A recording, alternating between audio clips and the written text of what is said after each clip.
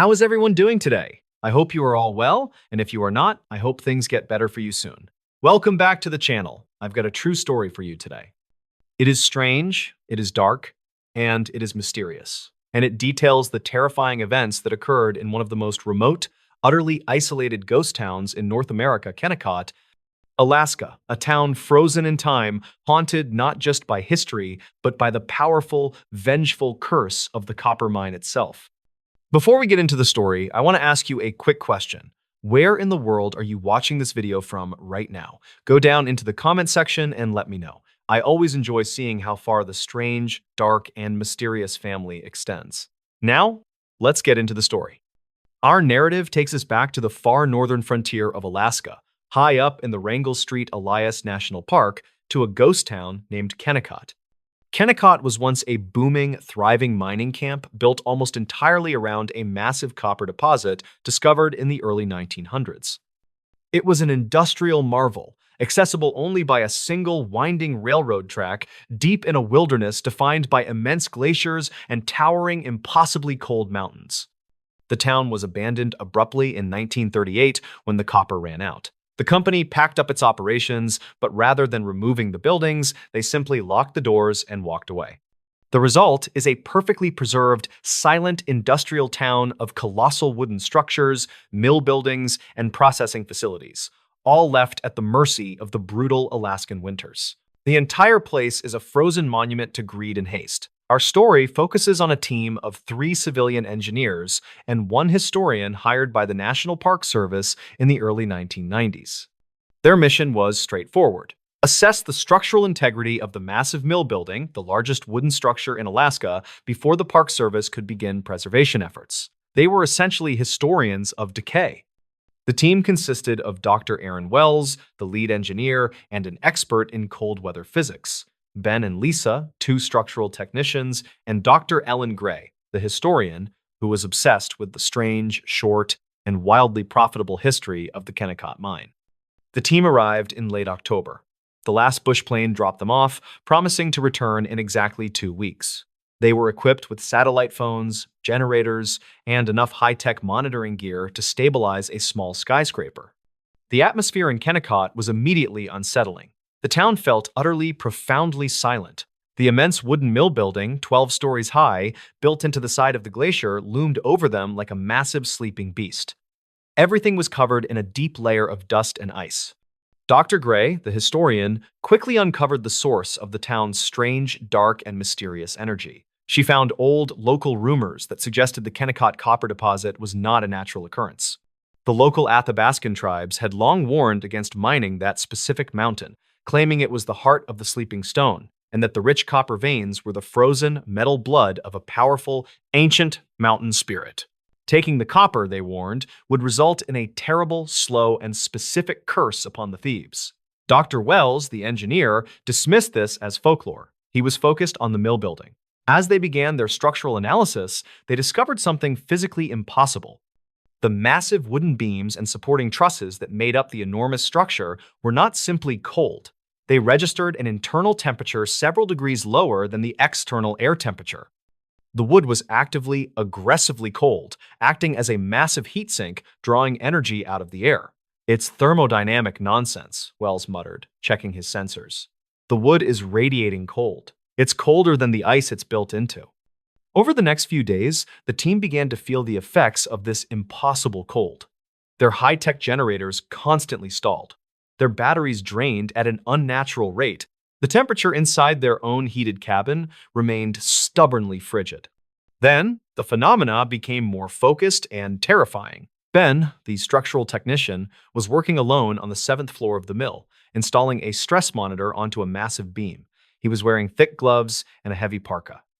Suddenly, he heard a sound, not a human sound, but the sound of heavy, dry, rhythmic metal grinding, as if the huge, silent, ore-crushing machinery deep in the mill's basement had inexplicably roared to life. Ben froze, listening.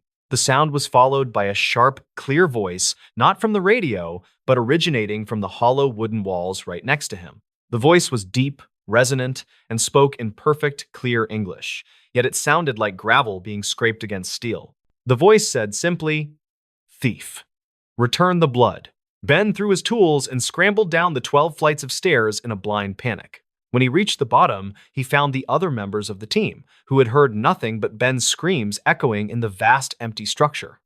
Wells, the lead engineer, still insisted on a logical explanation: resonant frequencies, structural settling, wind noise, but he couldn't explain the voice.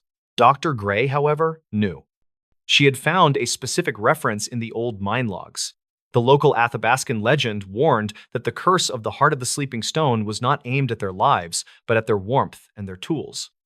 The spirit would not kill them directly, but would slowly, methodically, freeze their very purpose, their machines, their power, and their will until they succumbed to the mountain's cold.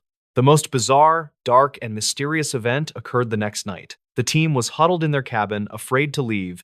They heard the sound of footsteps outside. Not human footsteps, but a slow, heavy, rhythmic, dragging sound moving across the hard-packed ice right outside their windows. It sounded like something with immense, massive feet was slowly circling their cabin. Mike, the engineer, grabbed the high-powered thermal camera and looked out the window, pointing the lens into the darkness. What the camera showed defied everything Dr. Wells believed about physics. There was a figure outside the cabin, a colossal silhouette about 10 feet tall. But the creature was not hot or cold. It was perfectly, absolutely null. It registered 0 Kelvin, a terrifying, impossible temperature that showed up on the thermal camera as a blank, perfectly black void against the warm purple background of the snow. It was a zone of pure, absolute cold moving in the physical world. The creature was dragging something. The thermal camera captured the sight of a large, heavy, antique copper kettle being dragged across the ice. The kettle was radiating a fierce, localized heat, the only warm spot in the entire scene, glowing white-hot against the creature's cold blackness. As the creature stopped right outside their door, the voice, the grinding, gravelly voice, spoke again, inside their heads this time. "The warmth is mine. It leaves with the blood." The team understood the horrifying symbolism. The copper was the blood of the mountain, and the creature, the vengeful spirit, was collecting the copper and the heat energy it represented, storing it in the copper kettle before taking it back to the frozen core of the mill. Dr. Wells, abandoning all pretense of scientific objectivity, realized the only way to survive was to somehow break the curse's focus. They had 1 day left before the bush plane was due. They had to survive until morning. Wells developed a desperate plan. They had to return the source of the heat back to the mill, confusing the spirit's focus. The primary heat source in the cabin was their generator. They managed to haul the heavy, sputtering generator out onto the snow and dragged it toward the colossal mill building. The air grew impossibly cold as they neared the mill. The internal cold of the wood now actively attacking them. Their eyelids felt glued shut, and their lungs burned. As they approached the massive mill entrance, the sound of the metallic grinding began again, growing deafening. They saw the creature. It was standing at the threshold of the mill, its null-black form outlined by the dim moonlight. The copper kettle was sitting at its feet, radiating intense, pure heat. Wells, on the verge of collapse, pushed the sputtering generator over the threshold. The generator roared, spewing heat and exhaust into the cold air. The moment the generator's heat hit the ground, the creature reacted. It let out a single, piercing, non-acoustic shriek of pure, telepathic pain that knocked the team backward onto the ice. The mill building then reacted. The massive wooden structure, 12 stories of silent, dead timber, began to groan not from settling, but from immense internal effort. The internal temperature sensors, which they were still carrying, spiked violently, showing a sudden, catastrophic internal heat surge that should have instantly incinerated the building. The colossal structure was fighting itself, the generator's heat against the mountain's cold. The creature's null-black form dissolved instantly into a cloud of swirling, white, supercooled vapor. The copper kettle, now empty, rolled across the ice and shattered into 1,000 shards of brittle, frozen metal. When the snow settled, the mill was silent again. The internal heat surge vanished, returning the mill to its impossible cold. The generator was now silent, completely seized and frozen solid. The team staggered back to the cabin, barely alive. The next morning, the bush plane arrived. The pilots found the team severely frostbitten, nearly incoherent, but alive. The pilots reported an anomaly. The massive wooden mill building, which had stood perfectly preserved for decades, was now covered in thousands of tiny, microscopic fractures that were all concentrated around the massive support beams. The wood had been violently stressed, as if the mill had been momentarily twisted from the inside out. The team was evacuated. They all suffered permanent nerve damage from the cold exposure, and they all carried one permanent auditory injury, a continuous, faint internal tinnitus that sounded exactly like the low, rhythmic grinding of the silent copper mill. The official report blamed hypothermia and a localized mechanical failure for the team's distress.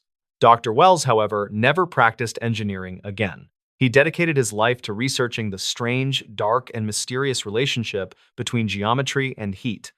His final unpublished theory stated that the curse of Kennecott was the mountain's method of reversing entropy, actively cooling and freezing the remnants of the human endeavor, ensuring the mountain's time would never pass.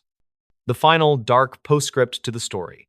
Dr. Ellen Gray, the historian, years later, was monitoring the National Park Service's live stream from a camera placed high on the mountain overlooking the abandoned mill. The camera was running silently. One night, the camera captured something impossible. The enormous copper mill building, 12 stories of decaying wood, did not move. But the massive shadow it cast onto the glacier below suddenly and violently stretched and retracted, as if the mill were breathing a massive, silent, living heart, still sucking the heat from the world around it, waiting for the next brave souls to challenge the curse of the frozen copper mine. And that is where our story ends, with the terrifying knowledge that sometimes the true curse is not death, but the eternal, impossible, profound cold. If you enjoyed this strange, dark, and mysterious story, please consider hitting that like button, and if you are new here, hit that subscribe button to join our community. Thank you for listening, and I hope to see you all on the next one. Today's story is about a mistake so small, so simple, and yet so catastrophic that it haunts the history of the Alaskan wilderness to this day. It is a story about how a single gesture, a movement of the hand that took less than 3 seconds, sealed a man's fate in one of the most unforgiving places on Earth. Before we begin, tell me where you are watching from in the comments. To understand the gravity of this tragedy, we first have to look at the setting. We are going to the Brooks Range in Alaska.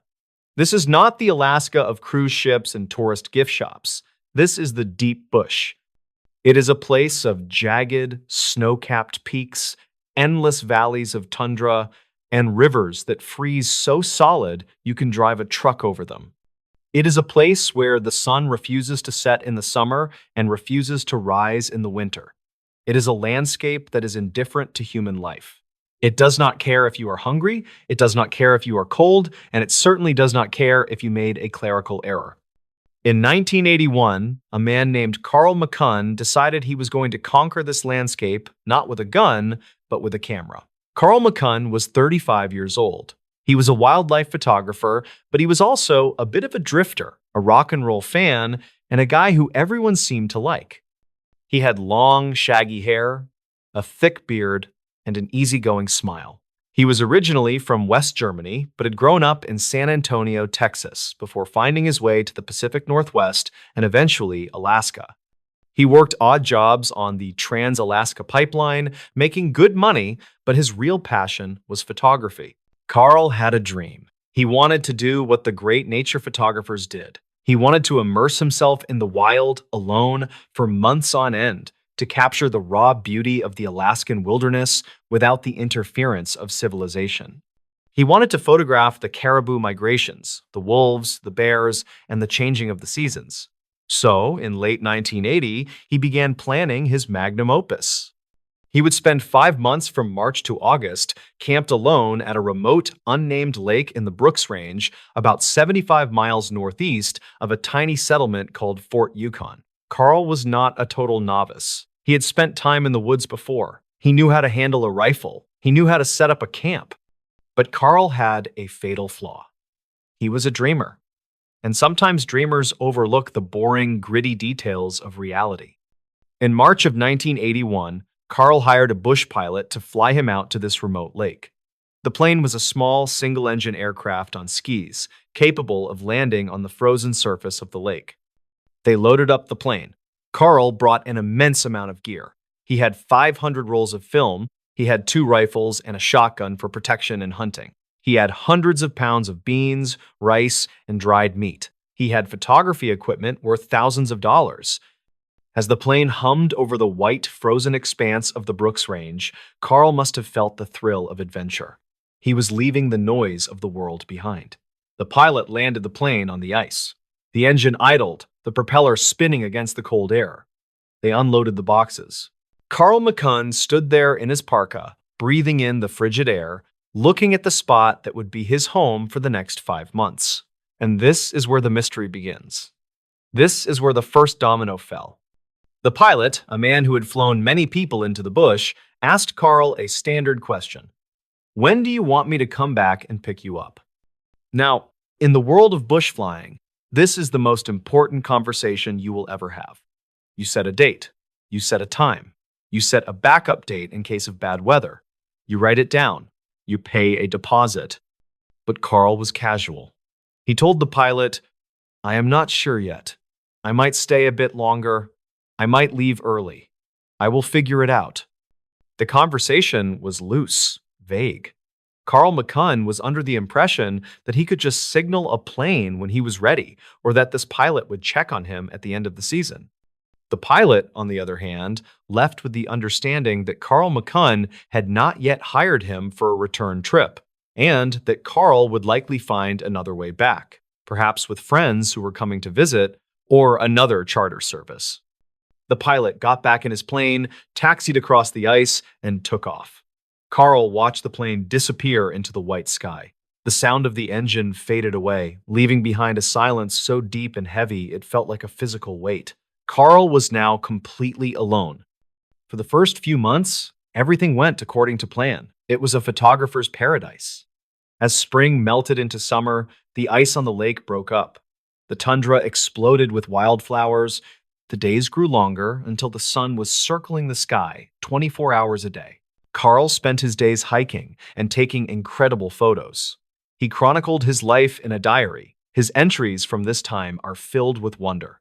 He wrote about tracking a pack of wolves.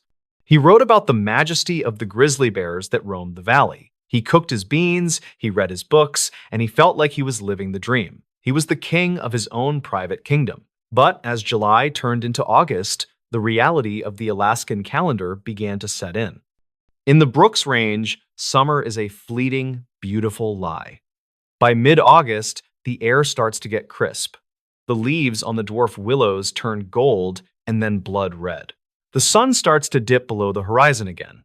The birds begin to fly south.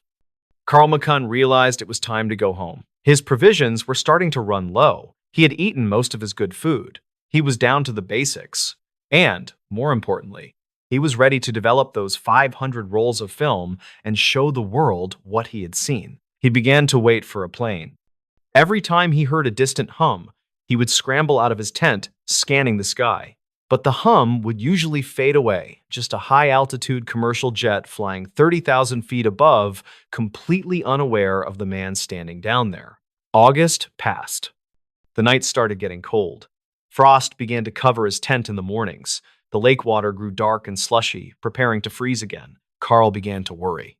He realized, with a sinking feeling in his gut, that he had never actually confirmed a pickup date.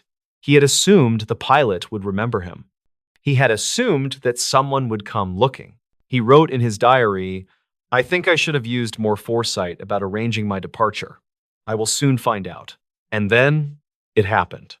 The moment that defines this entire story. It was late August or early September. The exact date is a bit fuzzy, but the event is crystal clear. Carl was at his campsite when he heard it. The distinct, low roar of a single-engine aircraft. And it was not high up, it was low. He burst out of his tent. He grabbed his orange sleeping bag cover to use as a flag. He ran to the edge of the lake. There, in the sky, was a plane. It was a small bush plane, the kind used by Alaska State Troopers or local hunters. The pilot had spotted the camp. The plane banked sharply and began to circle the lake. Carl McCunn's heart must have been hammering in his chest. This was it. Salvation. He was going home. The plane flew low over him. The pilot was looking down. Carl was overcome with relief and excitement. He stood there in the middle of the vast wilderness, and he raised his right arm. He waved his hand high in the air, pumping his fist, waving the orange cloth, shouting for joy. The plane circled once. Then it circled twice. Carl watched, a huge grin on his face, waiting for the plane to lower its flaps and descend for a landing on the water or the rough shoreline. But the plane did not land. Instead, the pilot leveled the wings. The engine roared as the pilot added power. And then the plane turned away. Carl stood there, his arms still raised, frozen in confusion. He watched as the plane got smaller and smaller. He watched until it was just a speck. He listened until the silence returned. Why did they leave? Why did they not land? It was not until later, when Carl went back to his tent and rummaged through his supplies, that he found a small hunting regulation booklet he had brought with him. On the back of one of the pages, there was a diagram. It was a chart of emergency hand signals used by air rescue teams. He looked at the chart, and his blood ran cold. The chart showed two different signals. One signal meant, "I need help. I am in distress. Pick me up." To make this signal, you were supposed to raise both arms above your head, forming the shape of the letter Y for, "Yes, I need help." The other signal meant, "I am okay. All is well. Do not wait." To make this signal, you raise one arm in the air. Carl McCunn, in his excitement to greet the pilot, had raised one arm. To the pilot looking down from above, he saw a man standing by a well-organized camp, looking healthy, waving one arm casually. The pilot interpreted this as a friendly traveler, saying, "Hello, I am fine. Great day for a flight." The pilot had actually dipped his wings a signal meaning message received and flown away, thinking he had just checked on a happy camper who wanted to be left alone. Carl McCunn had waved goodbye to his only chance of survival. The psychological blow of this realization was devastating. But Carl was a tough guy. He tried to stay positive. He wrote in his diary about his stupidity, but he also wrote that surely someone else would come. But no one else came. September hit like a hammer. The snow started to fall. The lake froze over completely. Now, Carl was in a fight for his life, but he was fighting a losing battle. He was out of food. He had spent months hiking and burning calories, and now he had no fuel to put back in his body. He tried to hunt, but the animals had migrated or gone into hibernation. The caribou were gone. The bears were sleeping. He managed to shoot a few ducks and muskrats, but it was not enough. He started digging into the snow to find dried rose hips, tiny berries that offered almost no nutritional value. His body began to consume itself. This is what happens during starvation. First, the body burns fat. Carl lost all his body fat. Then, the body begins to eat the muscles. Carl became weak. Walking became a chore. Gathering firewood became a marathon event. The temperature plummeted to 20 degrees below zero, then 30 below, then 40 below. His tent, which was designed for three-season camping, was not built for an Arctic winter. He had to keep a fire going constantly, but he was too weak to chop wood. He started burning his notebooks. He contemplated burning his film, the very reason he was out there, but he couldn't bring himself to destroy his work. By November, Carl McCunn was a skeleton. He was suffering from frostbite. His hands and feet were turning black. The pain was excruciating. His diary entries from this time are heartbreaking. They shift from the observations of a naturalist to the ramblings of a man staring into the abyss. He wrote about dreams of food. He wrote about steak, about chocolate, about his family in Texas. He hallucinated that he heard planes, but the sky was empty. He knew he was not going to make it. He calculated the calories he needed versus what he had, and the math simply did not work. In late November, the darkness was almost total. The sun barely crested the horizon. Carl made a decision. He was not going to let the cold take him slowly. He was not going to lie there and freeze to death in agony while his mind unraveled. He sat down and wrote his final entry. It was a letter to his father and his friends. He asked them to forgive him for his carelessness. He gave instructions on how to develop his film. He wanted his photos to be seen. He wanted his life to have meant something. He wrote, "I have used my last bullet." This was not entirely true, as investigators would later find out, but it was a poetic way to say he had made his choice. Sometime in late November or early December of 1981, Carl McCunn lay down in his sleeping bag. He was wrapped in every piece of clothing he owned. He was emaciated, weighing perhaps half of what he weighed when he arrived. He took his rifle, he positioned it, and he pulled the trigger. The silence returned to the valley. The snow continued to fall, burying the tent, burying the man, and burying the camera gear that held the images of a beautiful, deadly summer. Months passed. The winter raged on. It was not until February 2nd, 1982, that an Alaska state trooper piloted a plane over the area. He noticed a tent half buried in the snow. It looked abandoned, but something felt wrong. Usually, trappers or hunters would have packed up by now.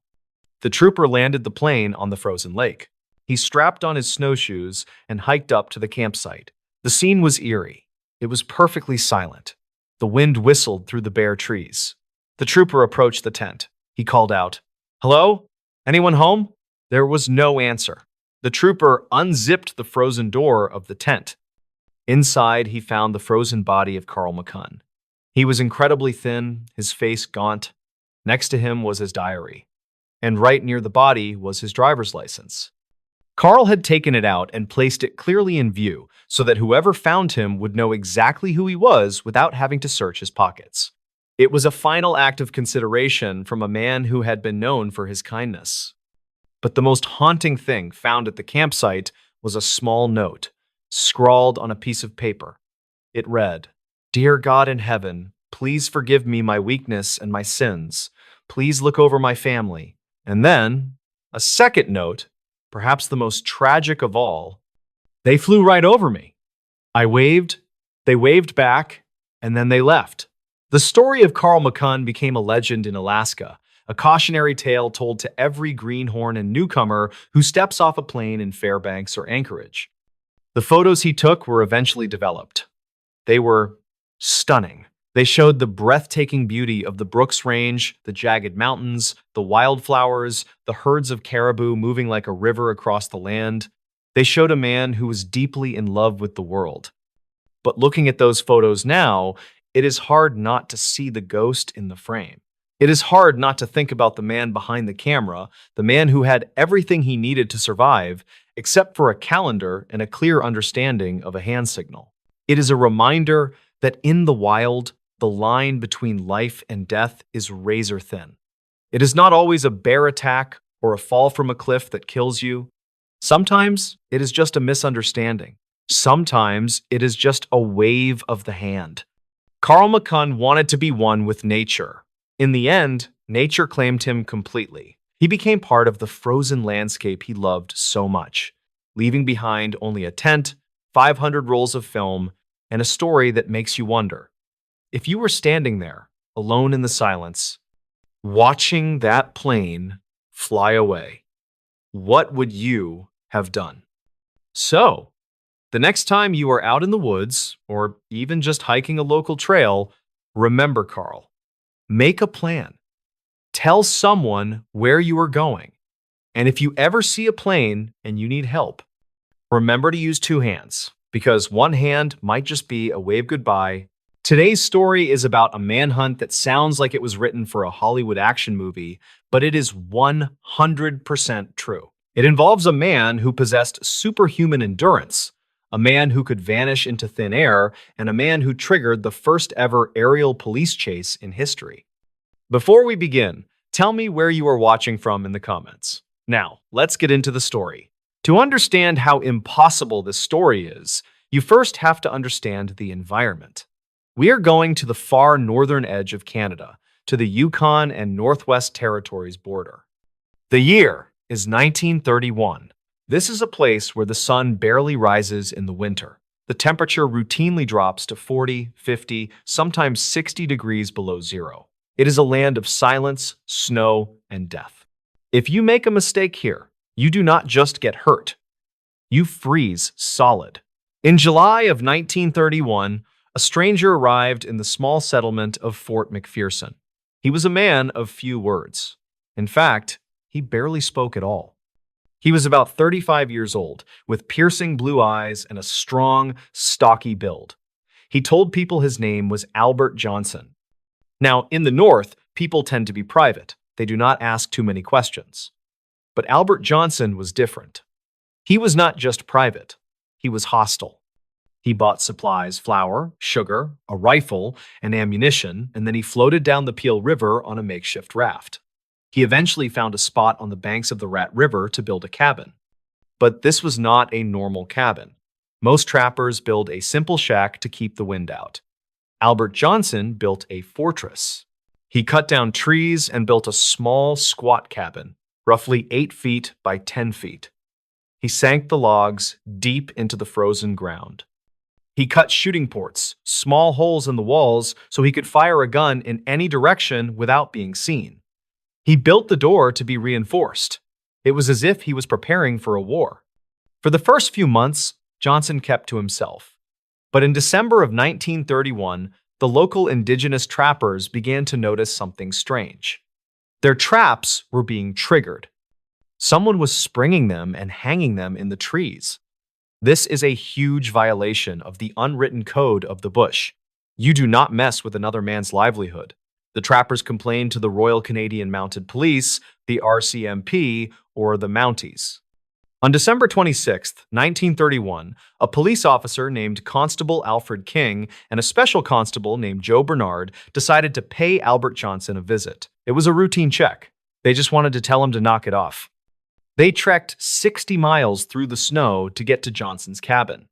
When they arrived, they saw smoke curling from the chimney. Johnson was inside. Constable King walked up to the door and knocked. "Mr. Johnson," he called out. "I am Constable King with the RCMP. I need to speak with you." Silence. King knocked again. "Mr. Johnson, open the door!" Inside the cabin, Johnson remained dead silent. But King could hear him moving. He could feel eyes watching him through one of those shooting ports. King looked at Bernard. This was weird. Usually, a lonely trapper is happy to see a friendly face. But Johnson gave them nothing. Without a warrant, the officers could not break in. So, frustrated, they turned around and made the 60-mile trek back to Fort McPherson to get a search warrant.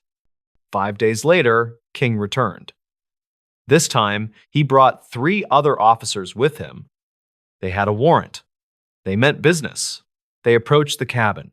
It was dead silent. The snow was piled high around the walls. Constable King walked up to the heavy wooden door. He shouted, "Johnson, open up!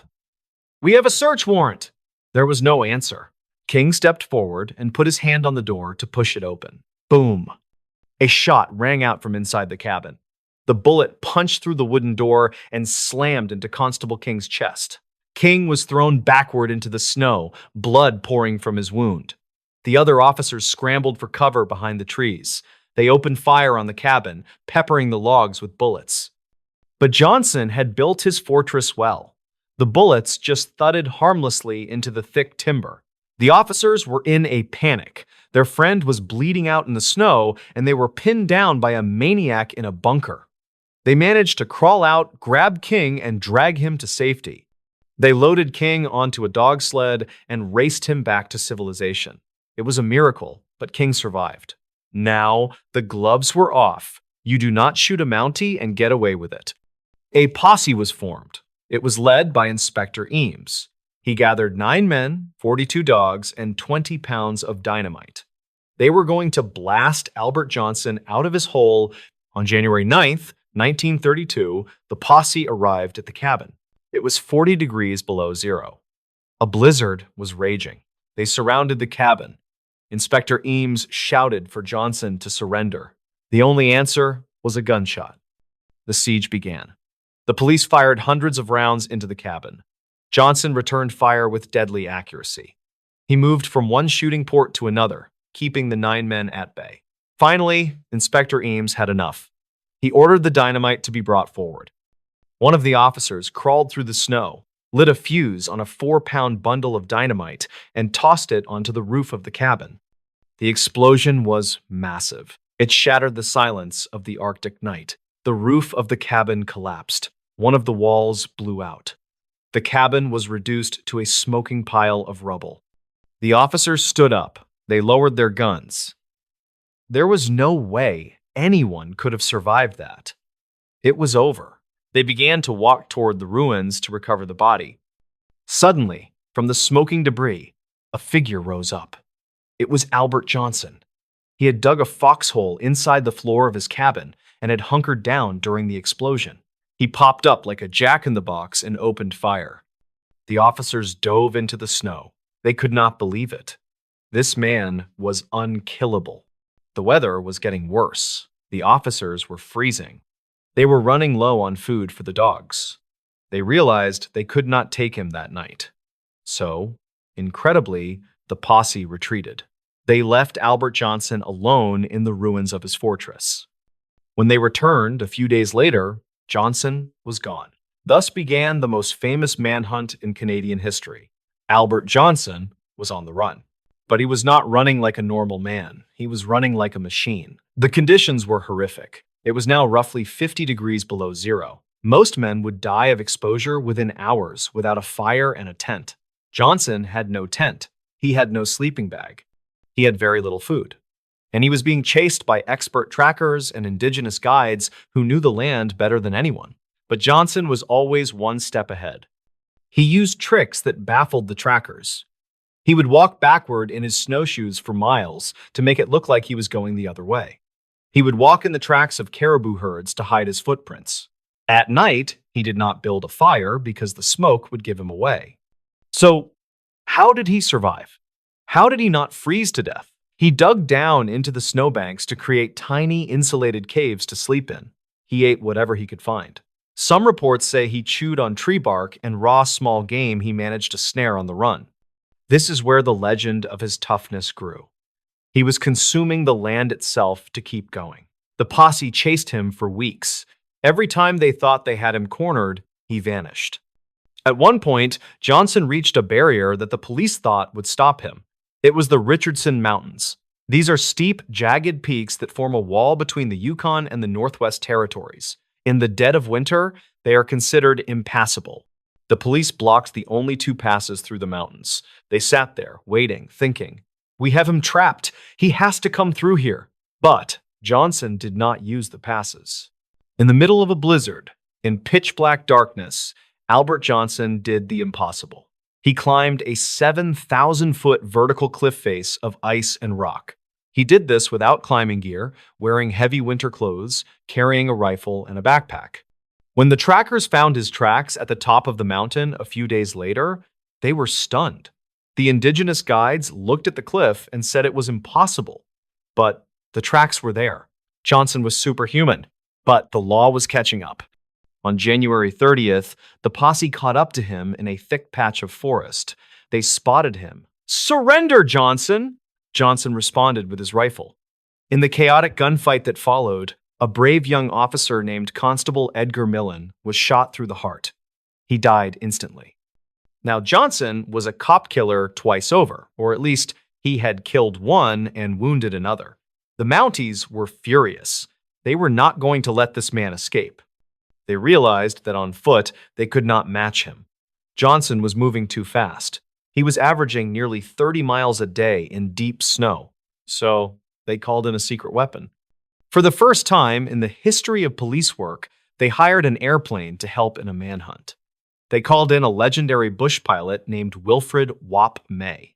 Wap May arrived in his Belanca monoplane. He flew over the frozen wilderness looking for tracks. From the air, Johnson could not hide his trail as easily. Wap May could spot the line of footprints leading through the snow and radio the position to the ground team. Johnson heard the plane. He tried to use the tactic of backtracking, walking in circles, confusing the trail. But the plane was relentless. On February 17th, 1932, the end finally came. The plane spotted Johnson walking down the middle of the frozen Eagle River. The high banks of the river made it hard for him to climb out quickly. The ground team, following the pilot's signals, came around the bend of the river. There he was, the mad trapper. He was about 300 yards away. He saw the police sleds coming. He saw the planes circling overhead. He knew there was nowhere left to run. Albert Johnson didn't try to talk. He didn't try to surrender. He just dropped to his knees, dug a shallow trench in the snow, and raised his rifle. The police officers fanned out. They yelled for him to give up. Johnson fired. The shootout on the Eagle River was intense. Bullets were flying everywhere, kicking up sprays of ice and snow. Wap May, the pilot, was circling above, watching the whole thing. He later said it looked like a war scene. Johnson was hit, but he kept firing. He was hit again. He kept firing. Finally, a bullet severed his spine. The firing stopped. The officers waited. The wind howled over the ice. Slowly, carefully, they approached the body. Albert Johnson lay face down in the snow. He was dead. His body was a wreck. He was emaciated. He weighed less than 100 pounds. His face was sunken, his skin waxy from frostbite and starvation. He had practically eaten nothing for a month, yet he had outrun a team of well-fed men and dogs for 150 miles. But the mystery of the mad trapper did not end with his death. In fact, it only got deeper. When they searched his body, they found a few $1,000s in cash, a huge amount for 1932. They found some gold teeth in his pocket, which was strange. They found a compass, a knife, and some pills. But they did not find a single piece of identification. No wallet, no letters, no name. Albert Johnson was just a name he had given when he arrived. It was an alias. They took his fingerprints. They sent them to the FBI in America, to Scotland Yard in England, to police forces all over Canada. No match. Nobody knew who he was. Nobody knew why he had come to the Arctic. Nobody knew why he hated the police so much that he was willing to die rather than just talk to them about some beaver traps. For decades, theories ran wild. Was he a bank robber from Chicago hiding out? Was he a draft dodger from World War I? Was he a mentally unstable hermit? They exhumed his body, dug it up several times over the years to do DNA testing. Finally, in 2021, nearly 90 years after the shootout, a team of genetic investigators made a breakthrough. Using advanced DNA genealogy, they linked the mad trapper to a family in Sweden. His real name, they believe, was Patrick Ginter. But even with a name, we still do not have the why. We do not know what snapped in his mind. We do not know what darkness he was running from that made the frozen hell of the Canadian Arctic seem like a safe haven. What we do know is that for 48 days, one man waged a war against nature and the law. He survived explosions, starvation, and the bitter cold, fueled by a rage that kept him warm when the fire could not. He was the man who ate trees. He was the man who refused to break. And in the end, it took an army, an airplane, and a bullet to stop the ghost of the Rat River. So, if you are ever in the Yukon and you hear the wind howling through the canyons, just remember, sometimes the most dangerous thing in the woods isn't the cold or the bears. It's a man who has nothing left to lose. How is everyone doing today? I hope you are all well, and if you are not, I hope things get better for you soon. Welcome back to the channel. I've got a true story for you today. It is strange, it is dark, and it is mysterious.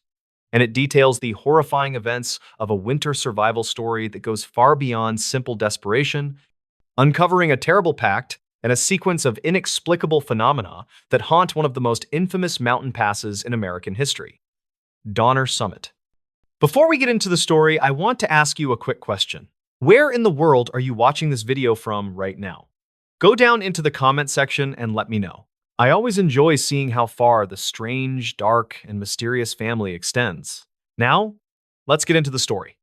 Our narrative begins in the early 1940s, long after the tragic, well-documented events of the original Donner Party, but in the exact same unforgiving, brutal location in the Sierra Nevada mountains. This area, known today simply as Donner Pass, remains remote, beautiful, and lethally dangerous during the winter months. Our protagonists are two men, Elias Vance and Walter Wally Quinn. They were not pioneers or travelers, but dedicated maintenance engineers hired by the newly formed State Transit Authority. Their job was crucial: to man a tiny, isolated observation shack near the summit of the pass. They were the Watchmen. Won the den, the sod of the best on round one. Their purpose was to continuously monitor the towering snowpack and radio in warnings of potential avalanches or road-closing drifts to the small, scattered communities below.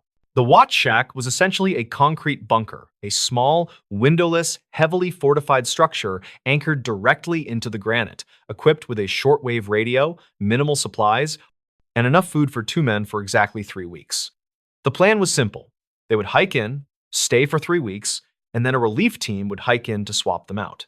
Elias, the older of the two, was a calm, meticulous man, known for his skepticism. Wally, the younger, was energetic, prone to tall tales, and deeply uneasy about the history of the pass, often speaking of the ghosts of the hungry. They were deposited at the shack in early December. The first 2 weeks passed uneventfully, filled with boring maintenance checks and shortwave radio chatter. Then, disaster struck in the form of the blizzard of 41. A sudden, unprecedented storm rolled in from the Pacific. It wasn't just a heavy snowfall, it was a meteorological event of pure, focused fury. The snow fell constantly for 6 full days, driven by winds that sounded, as Elias recorded in his log, like 1,000 angry voices screaming in the rock. The snow piled up instantly, burying the shack completely under a suffocating, dense white blanket. The relief team, scheduled to arrive on the 21st day, never made it. The roads were closed, and the blizzard made any attempt at a rescue impossible. Elias and Wally were alone, trapped, and running out of time. They had enough rations for perhaps 4 days of minimal subsistence eating. And then, only the brutal silence of the snow. The third week saw the strange, dark, and mysterious begin. The silence after the storm was terrifying. They were in total darkness, relying solely on the tiny light of a kerosene lamp and the constant, static-filled drone of the shortwave radio. The first strange event was the radio silence. On the 22nd day, the shortwave, which had been their only link to the outside world, suddenly went dead. Not just static, the set produced a complete, utter silence, even though the batteries were fully charged, and Elias checked the antenna and found no damage. They were now truly alone.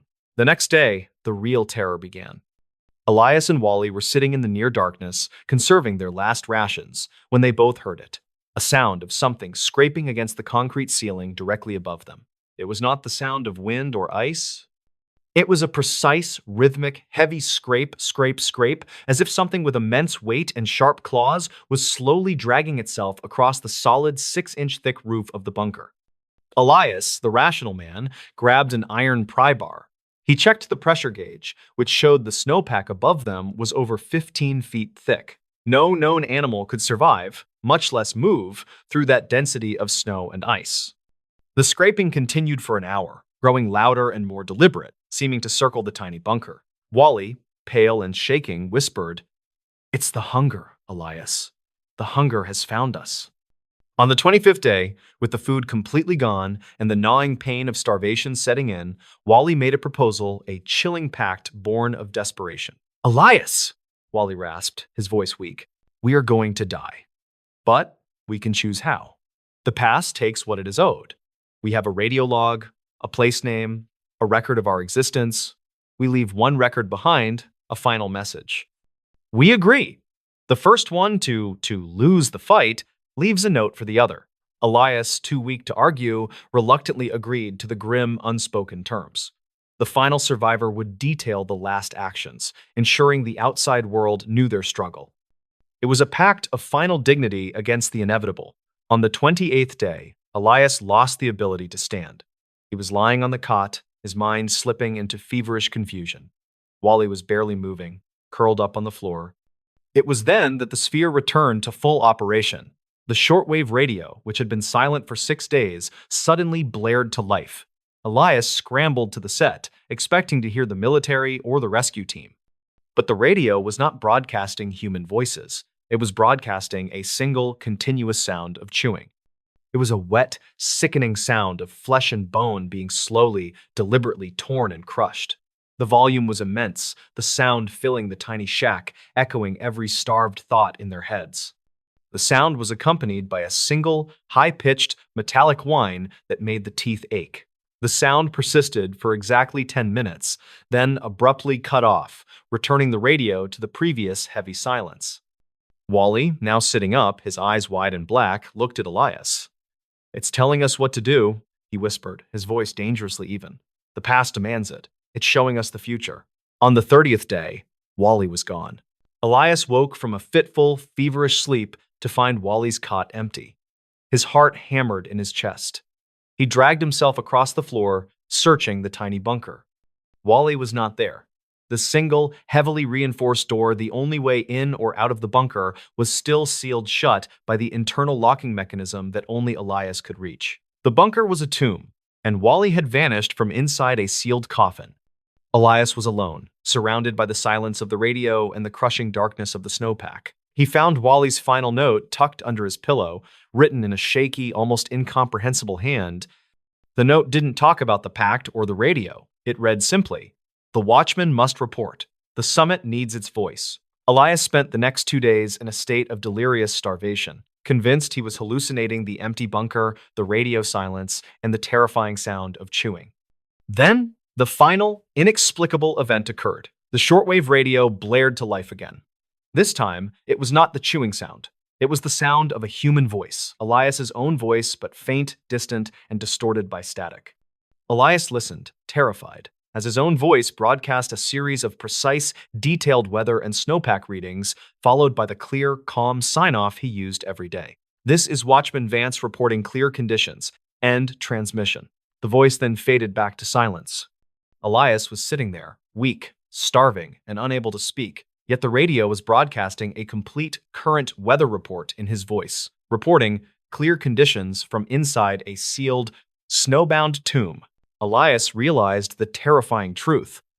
Wally had not escaped, and the past did not demand a victim. It demanded a watchman. Wally's disappearance, the sound of the chewing, and the inexplicable broadcast of Elias's voice were all part of a dark, persistent phenomena that used the isolated watchman to keep the past clear. Elias never escaped the bunker. He was found weeks later, severely emaciated, still clutching the shortwave radio, his eyes wide open, frozen in an expression of pure, final terror. He had died of starvation. Yet the final, horrifying analysis of his body showed that he had consumed something incredibly dense, non-nutritious, and fibrous, something the pathologists couldn't identify. And on the shortwave radio's log, the final entry, written in Elias's own hand on the day he died, was not a final goodbye, but a chilling message. "Conditions clear, visibility perfect, the summit is ready for travel."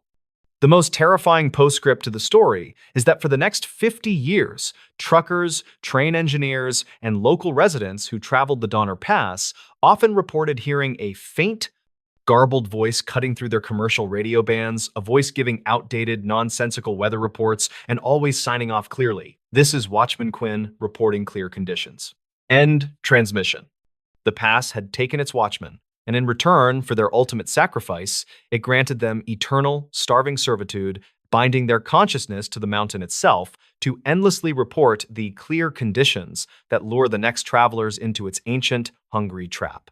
And that is where our strange, dark, and mysterious story ends, with the chilling truth that sometimes the hunger of the mountain is not for flesh, but for silence. If you enjoyed this strange, dark, and mysterious story, please consider hitting that like button. And if you are new here, hit that subscribe button to join our community. Thank you for listening, and I hope to see you all on the next one.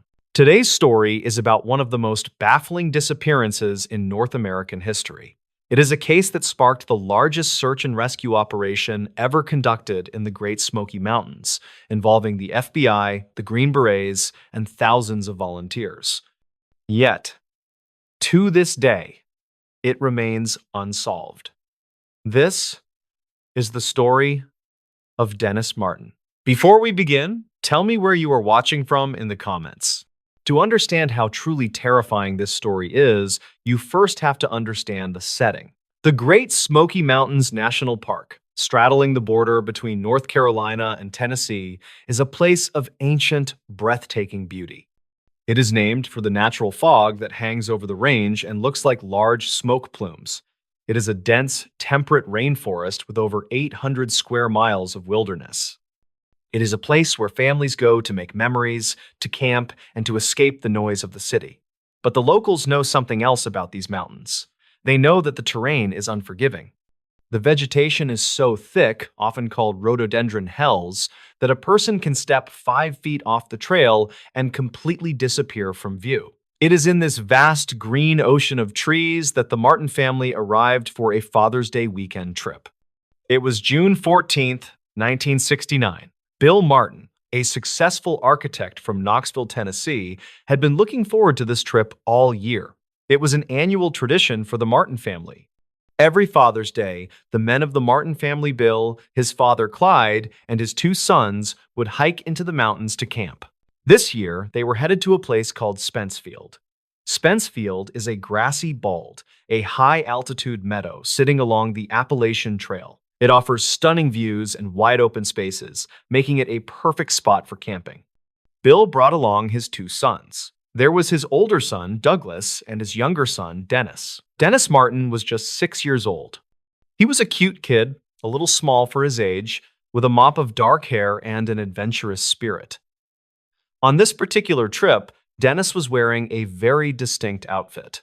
He had on a bright red t-shirt, green shorts, and white socks with little Oxford-style shoes. That red shirt is a crucial detail because in the deep greens and browns of the forest, red is the one color that should stand out like a beacon. It is the color of safety, or at least it should have been. The hike up to Spence Field was grueling but uneventful. The family arrived at the clearing, set up their campsite, and began to enjoy the pristine mountain air. It was a beautiful Saturday afternoon. The sun was shining, the birds were singing, and the atmosphere was relaxed. There were other families up there too. In fact, another family, the Martins' friends, were camped nearby with their own 2 young sons. So, you had a group of 4 young boys running around the meadow, playing tag, and burning off energy while the fathers sat on the grass, chatting and keeping a casual eye on them. As the afternoon sun began to dip lower, casting long shadows across the grass, the boys decided they wanted to play a prank on the adults. You know how kids are. They love the thrill of the jump scare. The plan was simple. The adults were sitting in a loose circle talking. The 4 boys would split up, sneak around the perimeter of the clearing, hide in the bushes, and then, on a silent signal, they would all jump out at once and scream to startle their dads. Because Dennis was the youngest, and because he was wearing that bright red shirt, the older boys told him he needed to hide separately so he would not give away their position.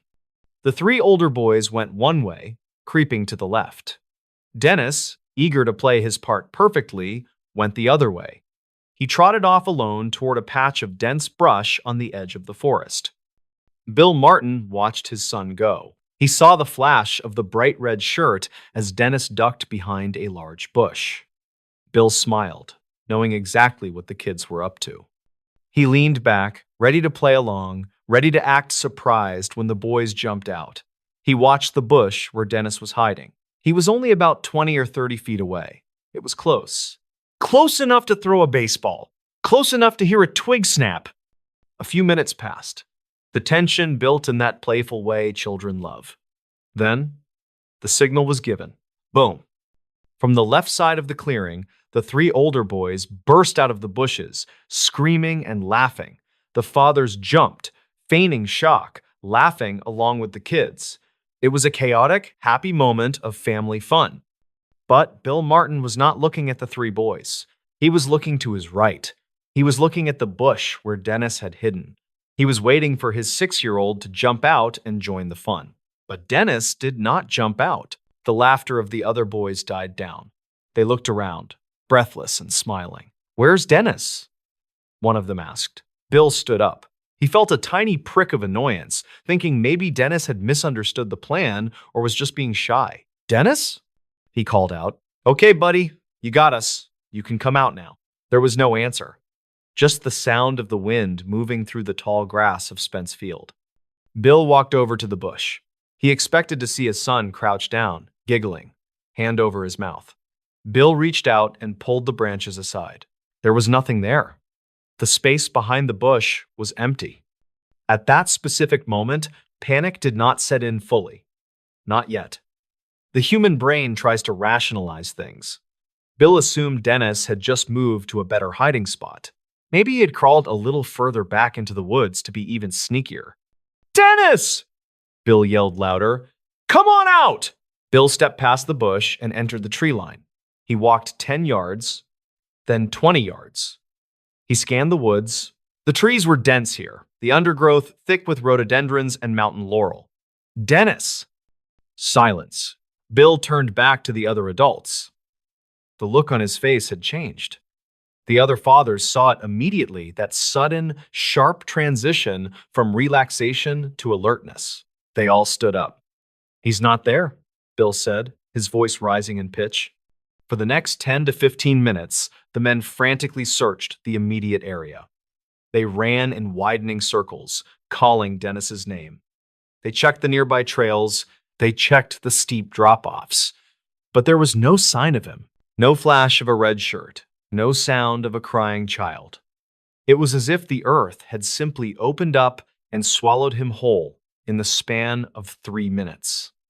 Bill Martin, realizing this was serious, ran miles down the trail to the ranger station to get help. By 8 in the evening, the National Park Service had been alerted. Rangers began to converge on Spence Field, but then the situation went from bad to catastrophic. As night fell over the Great Smoky Mountains, the weather turned. Dark, heavy clouds rolled in, blocking out the moon and stars. The temperature plummeted, and then the sky broke open. A massive thunderstorm struck the mountain range. It was not just a little rain, it was a deluge. In a matter of hours, nearly 3 inches of rain fell. Thunder shook the ground, and lightning flashed, illuminating the terrified faces of the searchers. This storm was the worst possible thing that could have happened. For one, it meant that a 6-year-old boy, wearing only a t-shirt and shorts, was out there alone in the freezing, wet dark. Hypothermia would set in rapidly, but from an investigative standpoint, the storm was a disaster. The torrential rain washed away everything. If there were footprints, they were turned to mud. If there was a scent trail for tracking dogs to follow, it was obliterated. The rain scrubbed the mountain clean of clues. When the sun rose the next morning, the reality of the situation set in.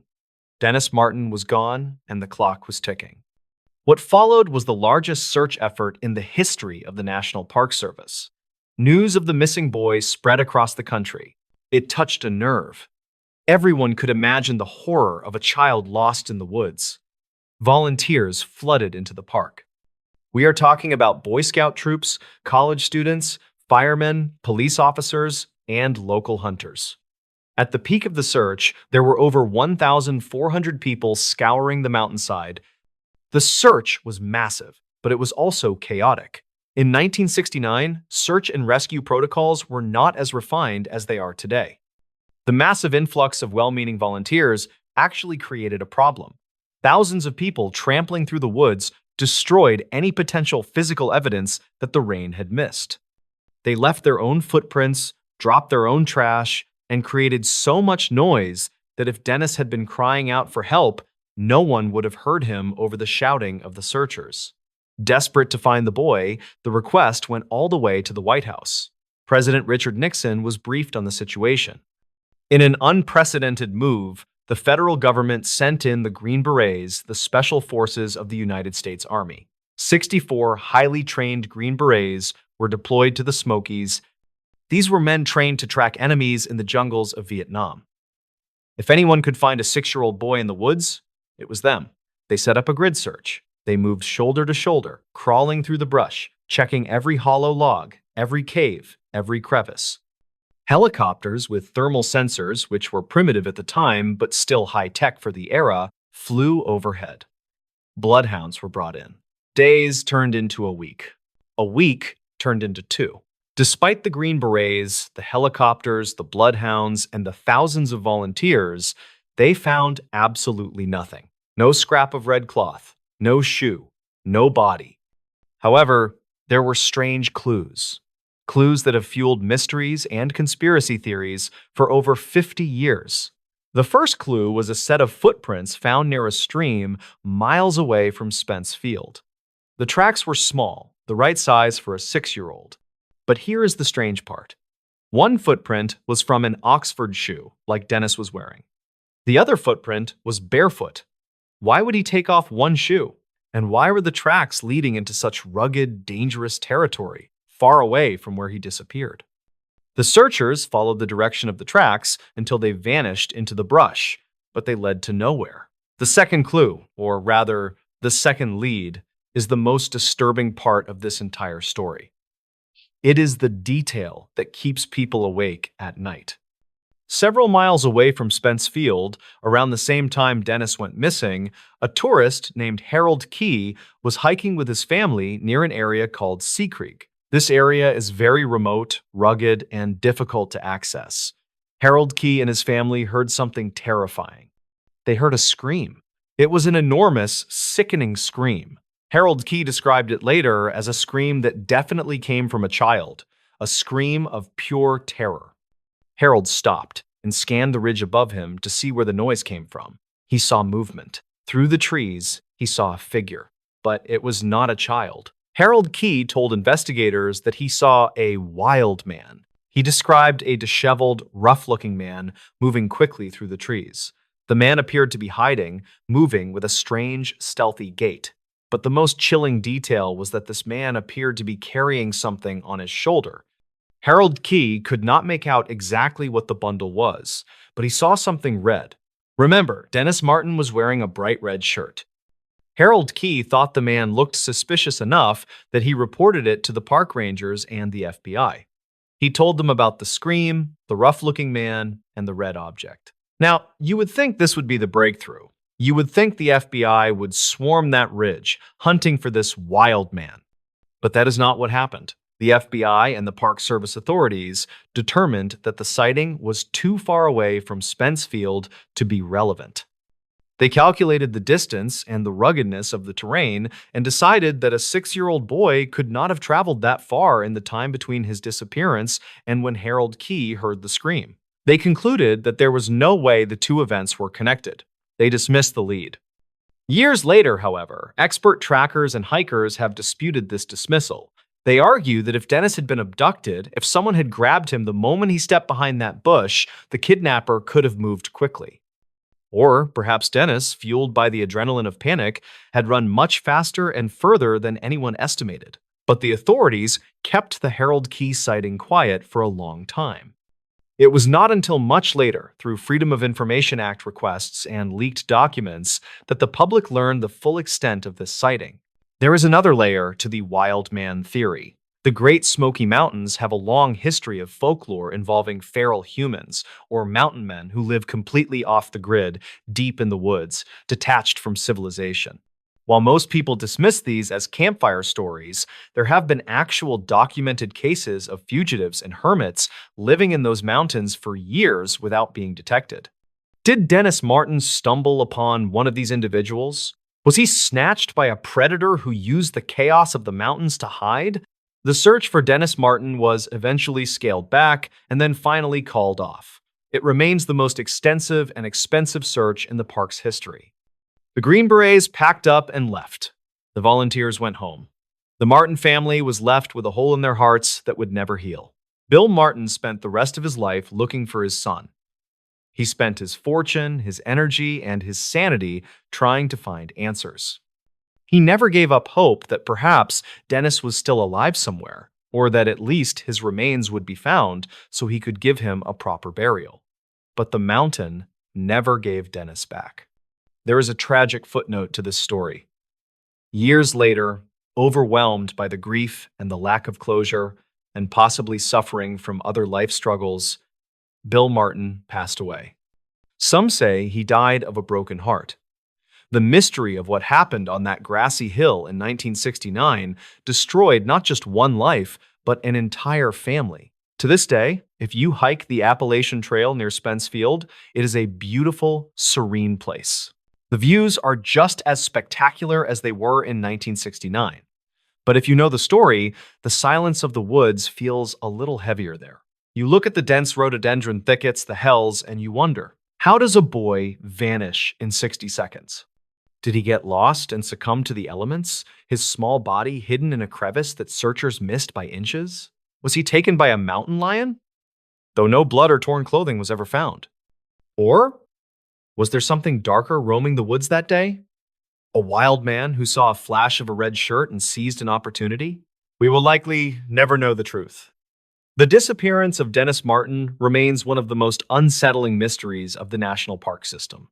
It is a reminder that no matter how safe we feel, the wilderness is vast, indifferent, and full of secrets. And that is where the story ends. But the question remains, what really happened to Dennis Martin? If you are a fan of the strange, dark, and mysterious, this case is the ultimate example of why you should always keep your loved ones close when you step into the wild.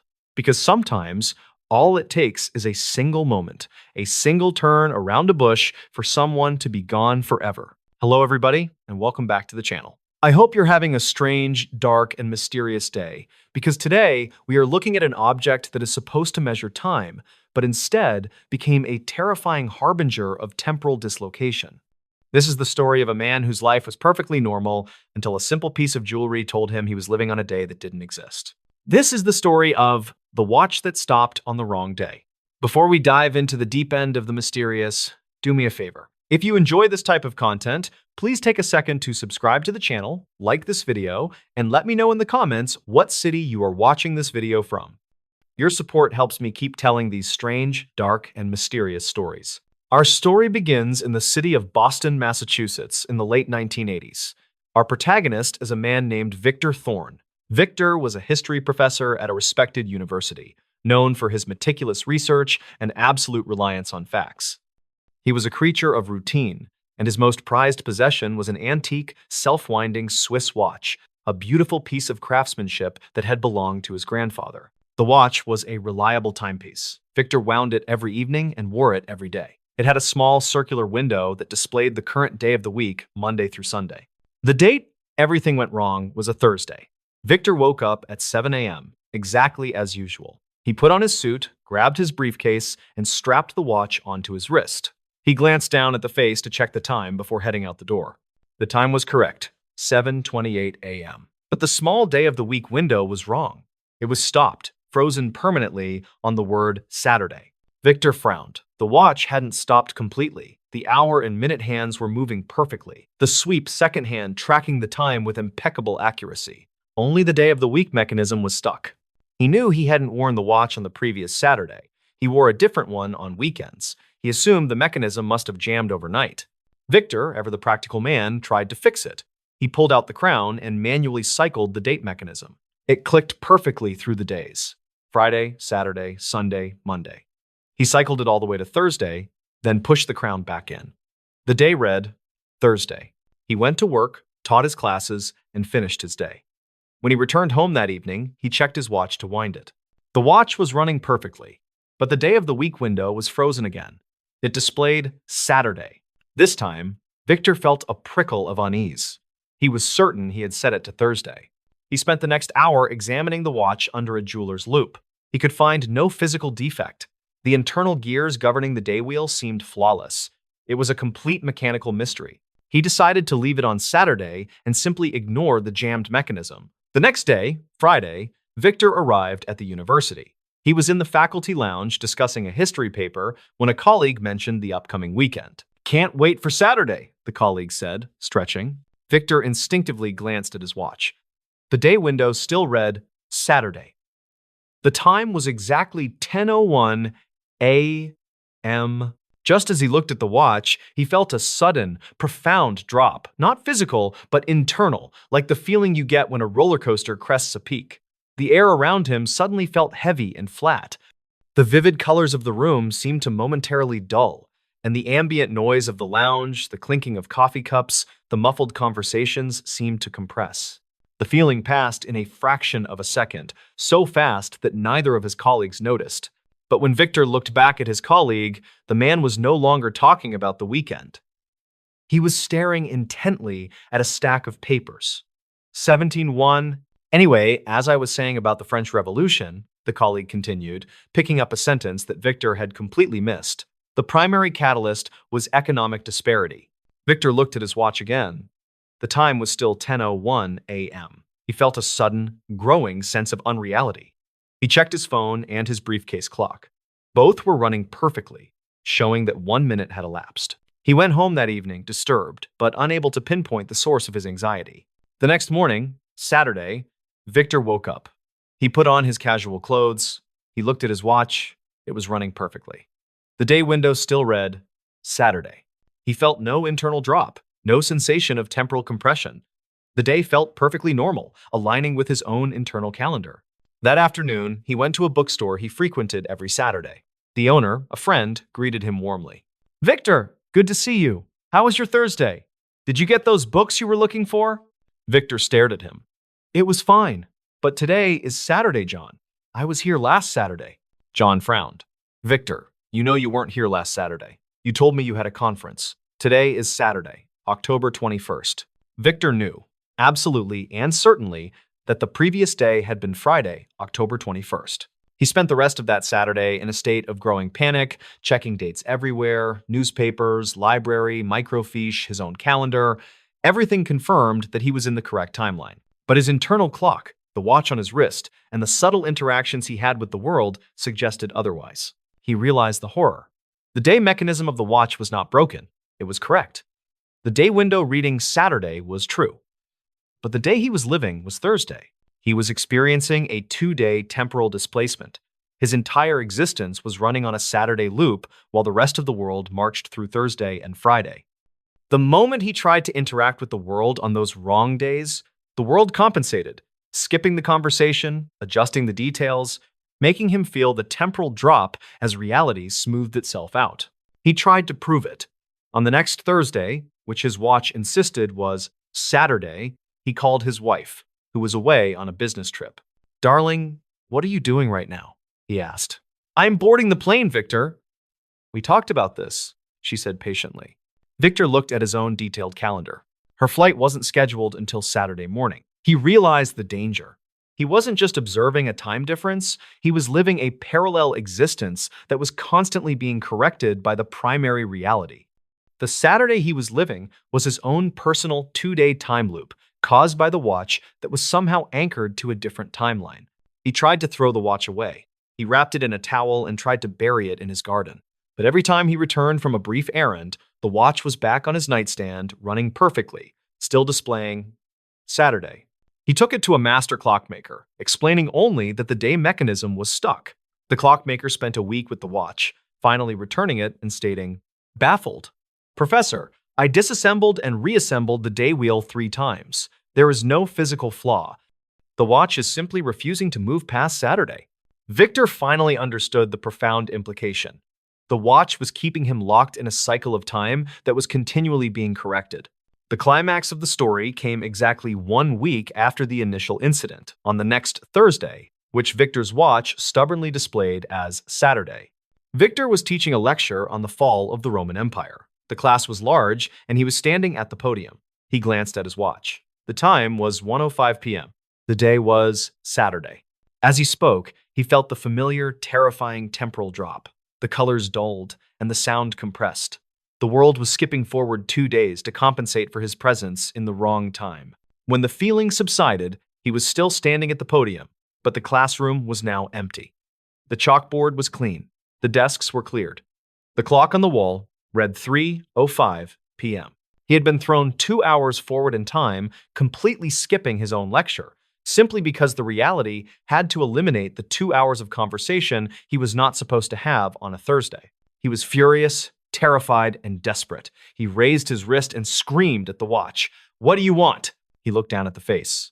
The time was 3:05 p.m. And for the first time since the ordeal began, the day window moved. It clicked with an audible, sharp sound. The day window now read Sunday. Victor felt a chill that went straight to his core. He had been so focused on the 2-day lag that he had failed to see the ultimate horror. The watch was not stuck on Saturday. It was stuck on the day he was killed. The moment the world moved past Sunday, the watch would try to return him to the correct day of the week, but his body would not be there. He spent the next 3 days in a state of catatonic dread, waiting for the watch to catch up. He didn't dare leave his apartment. On the next Sunday, which his watch still displayed as Sunday, Victor was sitting alone in his living room. The clock struck 7 p.m. The lights in his apartment flickered and died. The air became intensely cold. Victor heard a sound, the subtle, high-pitched whine of the internal gears of the watch winding forward. He watched the day window. It moved slowly, painfully, clicking past Monday.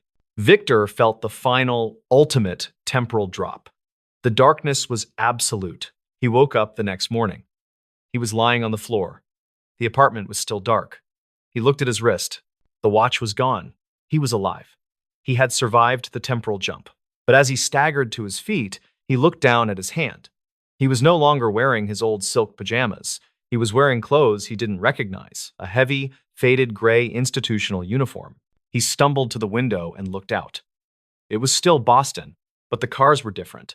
The buildings were older, and the sky was a sickly, unfamiliar yellow. He was no longer in his apartment. He was in a small, cramped room with barred windows. A voice called out from the hallway. "Wake up, number 7! Oh, 4! It's Monday! Time for your therapy!" Victor realized the truth. The watch hadn't taken his life. It had simply thrown him forward in time, past his death, and into a future where he was institutionalized, classified only by a number. And to this day, Victor Thorne lives in that future, forever searching the faces of the people around him for a hint of recognition, always terrified that one day he will see an old Swiss watch stuck on Saturday resting on someone's wrist. And that, ladies and gentlemen, is the strange, dark, and mysterious story of the watch that stopped on the wrong day. Until next time, take care of yourselves. Hello, everybody, and welcome back to the channel. I hope you're having a strange, dark, and mysterious day, because today we are venturing out onto the relentless, churning waters of the North Atlantic. This is a story about the terrifying finality of the sea, the perfect erasure of a human life, and a disappearance so clean, so absolute, that it defied all logic and left behind only the chilling riddle of an empty boat. This is the story of the unsolvable case of the missing fisherman. Before we dive into the deep end of the mysterious, do me a favor. If you enjoy this type of content, please take a second to subscribe to the channel, like this video, and let me know in the comments what city you are watching this video from. Your support helps me keep telling these strange, dark, and mysterious stories. Our story begins in the small, tight-knit fishing village of Port Blossom, nestled on the rocky coast of Maine in the late 1970s. This community was built on the sea, and its people respected its power. They knew that the ocean takes its due. Our protagonist is a fisherman named Silas Croft. Silas was a 30-year-old man, known as one of the most capable and cautious lobster fishermen in Port Blossom. He was strong, steady, and meticulous about safety. Silas owned his own boat, the Sea Witch, a sturdy 26-foot diesel trawler. On a crisp, clear Monday morning in mid-October, Silas kissed his wife goodbye, gave his customary wave to the dockmaster, and took the Sea Witch out to his favorite lobster grounds about 15 miles offshore. He was expected back by sunset around 6 o'clock p.m. I'm Brad. The weather was perfect. Clear skies, minimal chop, and the kind of ideal conditions that promise a heavy haul. 6 o'clock p.m. came and went. Silas did not return. By 9 o'clock p.m., the Coast Guard was notified and a search was immediately launched. The search was aided by the excellent weather and the clear fact that Silas had not been out long enough to drift far. The discovery was made at 3 o'clock a.m., floating gently in the quiet water just 5 miles east of his regular fishing spot. It was the Sea Witch. The boat was found completely adrift. But the scene was not one of wreckage or disaster. It was one of impossible, unsettling stillness. The Sea Witch was in perfect working order. The engine was off, but the starter was not engaged. The hull was undamaged. The bilge was dry. The boat was simply floating, untouched by the sea's violence. The Coast Guard team, led by a seasoned officer named Lieutenant Commander Harrison, climbed aboard. What they found inside immediately turned the case from a standard missing person report into a baffling maritime mystery. The evidence aboard the Sea Witch, the gear. The lobster pots, all 10 of them, were stacked neatly on the aft deck, ready to be deployed. The coils of heavy rope were organized and tied down, just as Silas had left them. The cabin. The tiny cabin was clean and undisturbed. His rain slicker was hanging on a hook, and his lunch, a thermos of coffee and a half-eaten sandwich, was sitting on the navigation table. The safety equipment, the flares, life jackets, and emergency radio were all exactly where they should have been. Nothing had been used. The unsettling detail. The boat's wheel was secured. Silas had tied the wheel off with a short length of sturdy half-inch nylon rope, fixing the rudder in a straight, neutral position. This was a common practice only when a fisherman intended to leave the helm for a brief, routine moment like making a sandwich or checking a bilge pump. It was clear Silas had stopped the boat, secured the wheel, and stepped away from the helm for what he thought would be a moment. But the most damning piece of evidence was found right in the center of the deck, near the sorting table. Lying on the wet wood was Silas's knife. It was his favorite tool, a heavy 9-inch carbon steel fillet knife, its blade razor sharp. Silas was meticulous. He never left that knife lying loose on the deck. It was always secured in its sheath on his hip. And resting beside the knife, pinned beneath the heavy blade, was a small 3x5-inch scrap of paper. Commander Harrison carefully lifted the knife and unfolded the paper. It was a note, written hastily in Silas's own hand, clearly legible despite the dew. The note contained only 3 words. It is too quiet. The unsolvable mystery. The search for Silas Croft became an intense, massive operation, spanning hundreds of square miles of the North Atlantic. They searched for a body, for a life jacket, for any sign of a struggle. The sea gave up nothing. The physical evidence pointed to an impossible conclusion. Silas Croft had stopped his boat, secured his wheel, placed his knife and a note on the deck, and then, in a perfectly calm, non-emergency situation, walked off the side of his boat and vanished without a trace. The Coast Guard, unable to rationalize the event, suggested that Silas must have suffered a sudden, acute psychological break, written the note, and committed suicide. The people of Port Blossom, however, rejected this idea completely. Silas was not a depressed man. His note, "It is too quiet," was not a cry of despair. It was a cryptic professional observation. The fishermen knew what that phrase meant. The ocean, even on a calm day, is never truly silent. There is always the rush of the wind, the cry of gulls, the slap of the water, the whine of the engine, the distant drone of ships. When the ocean becomes too quiet, it means the natural background noise has stopped, and it is replaced by an unnerving, profound silence. Silas had experienced a localized atmospheric or oceanic anomaly, a pocket of silence that was so profound it compelled him to stop his work. But why would he leave his knife and write a note? The only person who provided a clue was Silas's wife, who confessed that Silas had recently developed an odd habit. Before every trip, he would take his knife, tap the deck 3 times, and repeat a small, strange phrase he refused to explain. Don't take the sound.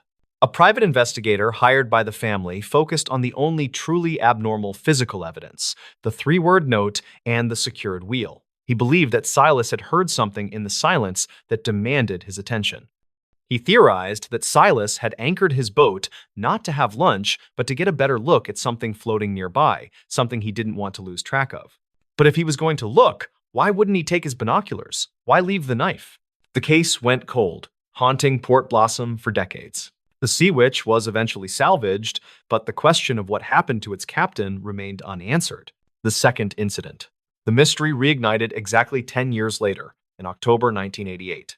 Another fisherman from Port Blossom, a man named George Harper, was fishing in the exact same spot where the Sea Witch was found. The weather was again unnaturally calm. George returned to Port Blossom that evening, visibly shaken.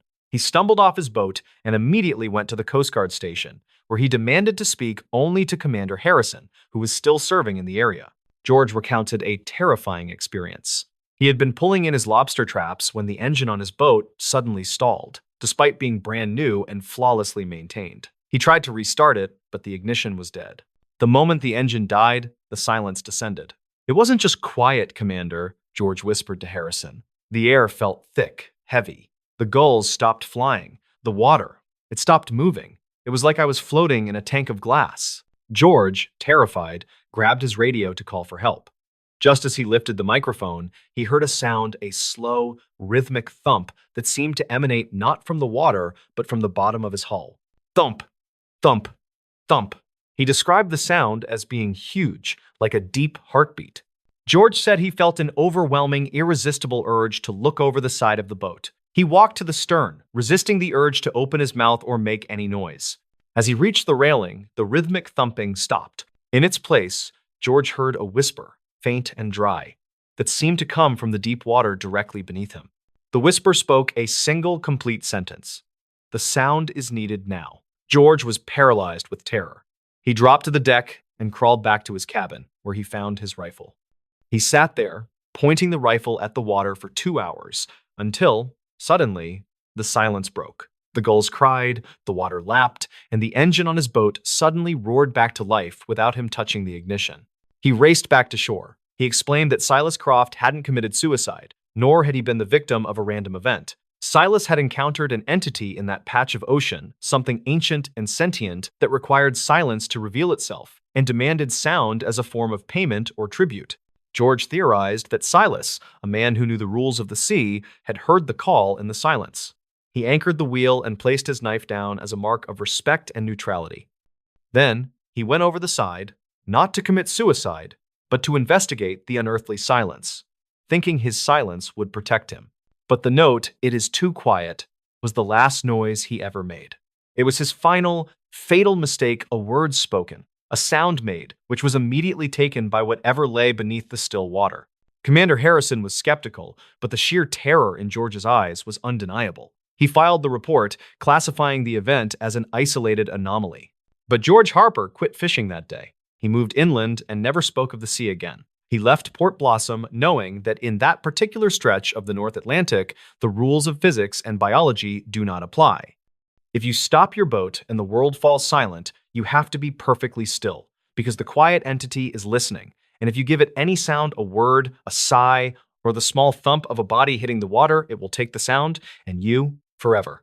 And that, ladies and gentlemen, is the strange, dark, and mysterious story of the unsolvable case of the missing fisherman. Until next time, take care of yourselves. Hello, everybody, and welcome back to the channel. I hope you're having a strange, dark, and mysterious day, because today we are venturing into the wild, untamed vertical landscape of the Pacific Northwest.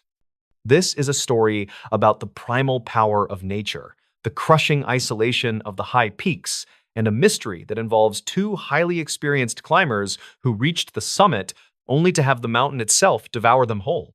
This is the story of the night the mountain ate them. Before we dive into the deep end of the mysterious, do me a favor. If you enjoy this type of content, please take a second to subscribe to the channel, like this video, and let me know in the comments what city you are watching this video from.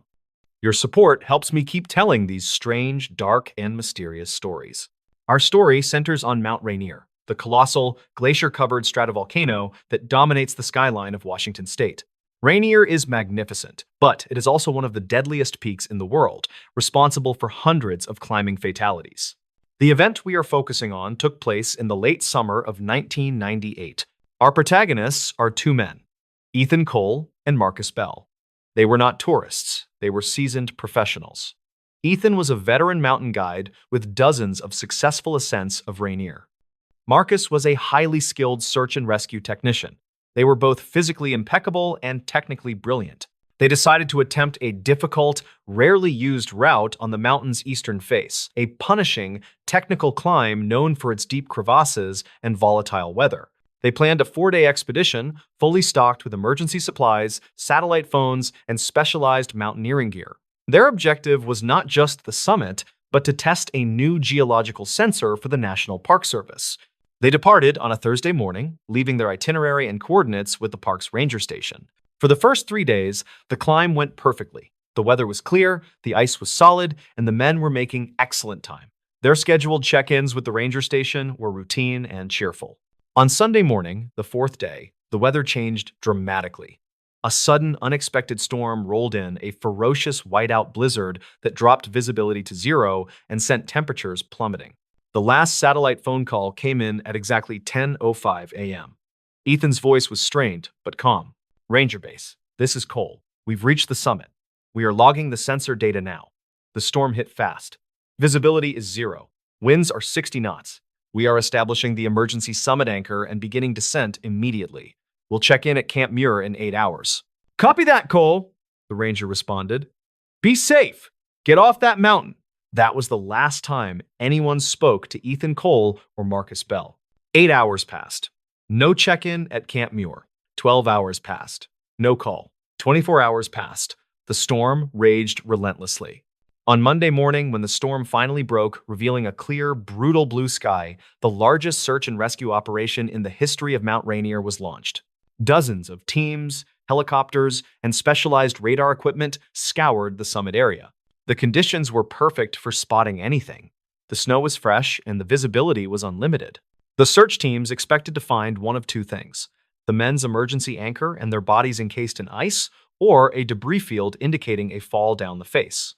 They found neither. After 3 agonizing days of searching, the team found the evidence, and it was the most baffling result imaginable. They located the summit anchor, a heavy, steel climbing stake planted exactly where Ethan had reported, just 50 feet below the true summit cornice.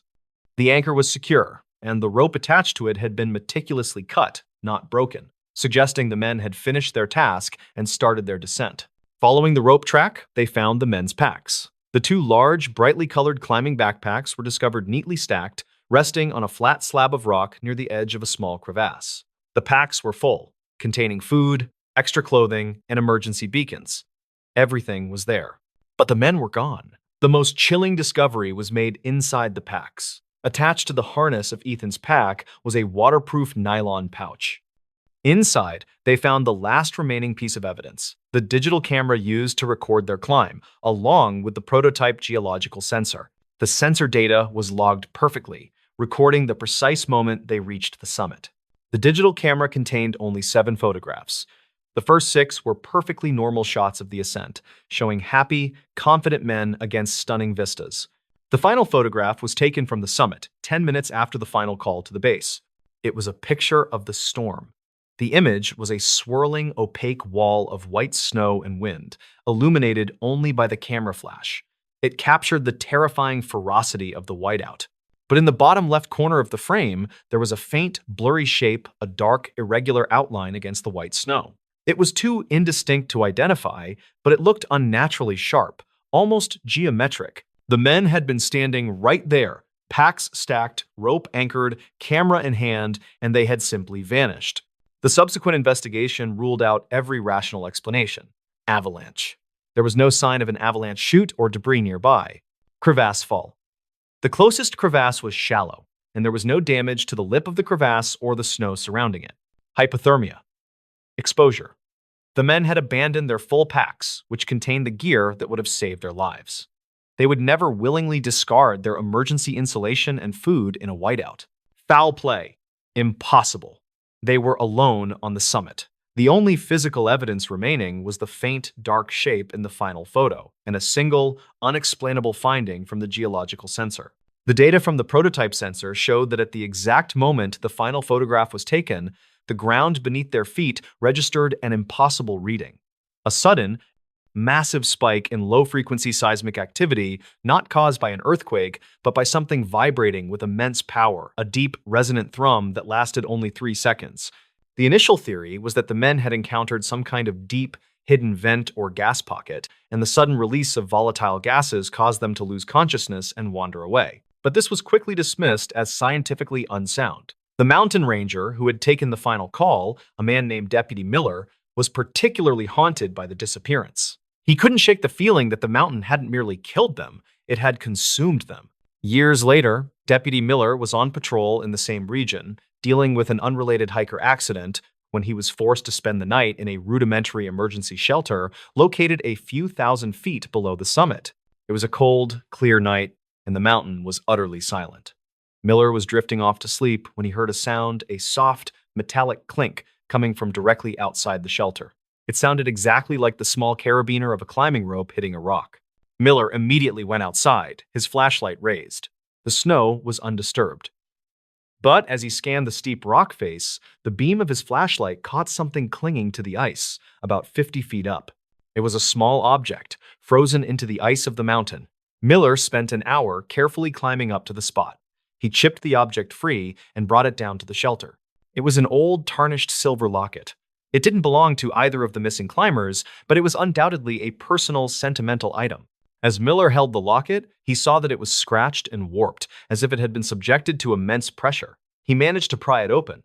Inside were two tiny, faded photographs, one of a young woman and one of a small child.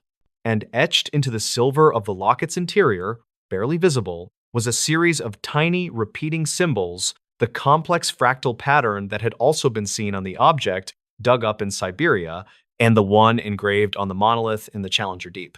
As soon as Miller touched the symbols, he heard the sound again, not the clink of the carabiner, but the deep, low, tectonic thrum that the men's sensor had recorded on the summit.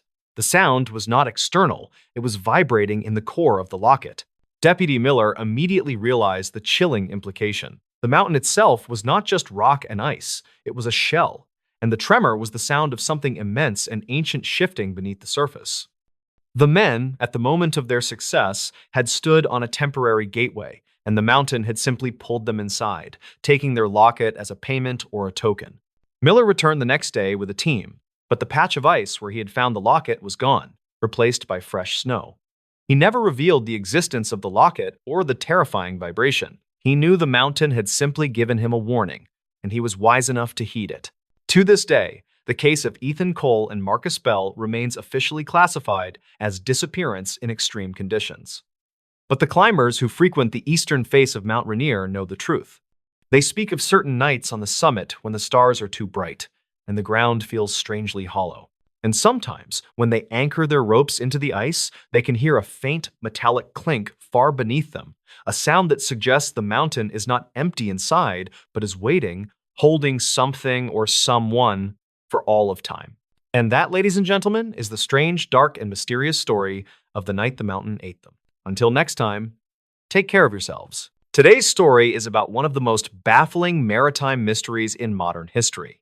Usually, when we talk about ghost ships, we are talking about folklore or legends from the 1800s, like the Flying Dutchman stories, that are half myth and half rumor.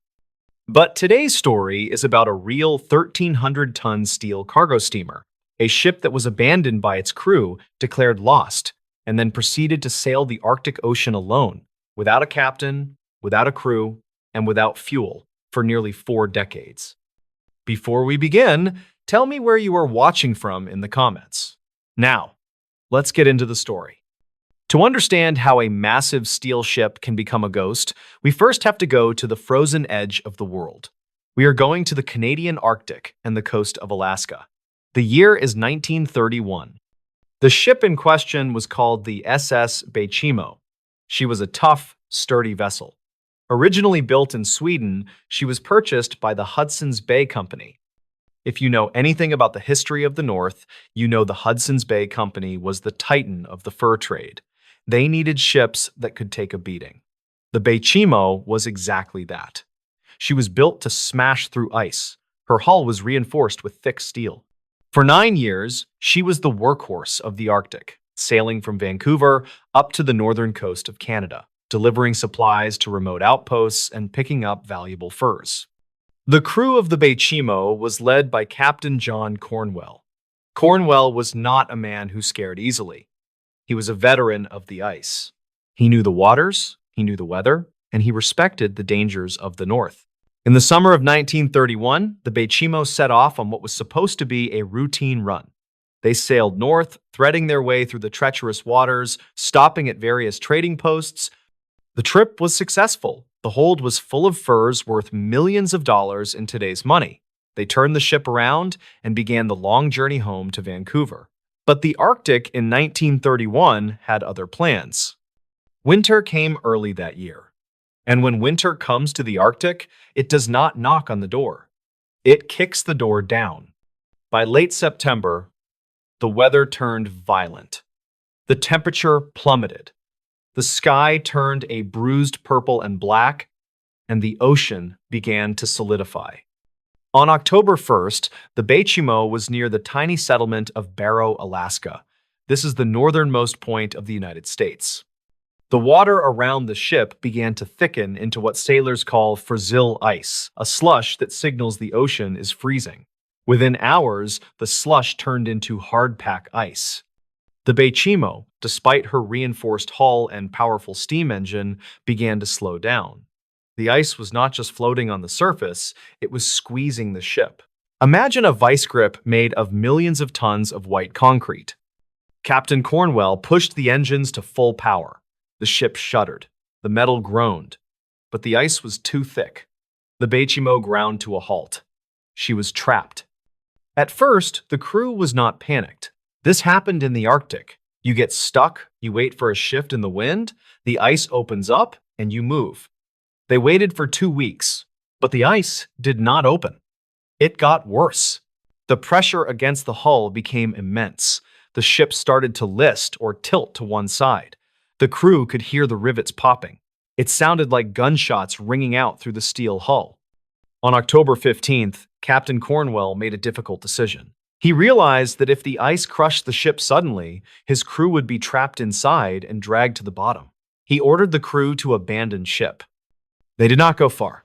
They walked about a half-mile across the frozen ocean to the solid ice near the shore of Barrow. They built a makeshift shelter, a wooden hut, so they could keep an eye on the ship.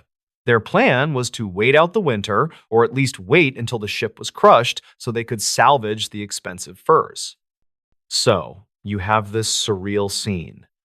30-plus sailors, shivering in a wooden shack on the ice, watching their massive ship sitting helpless in the distance, stuck in the white grip of the frozen ocean.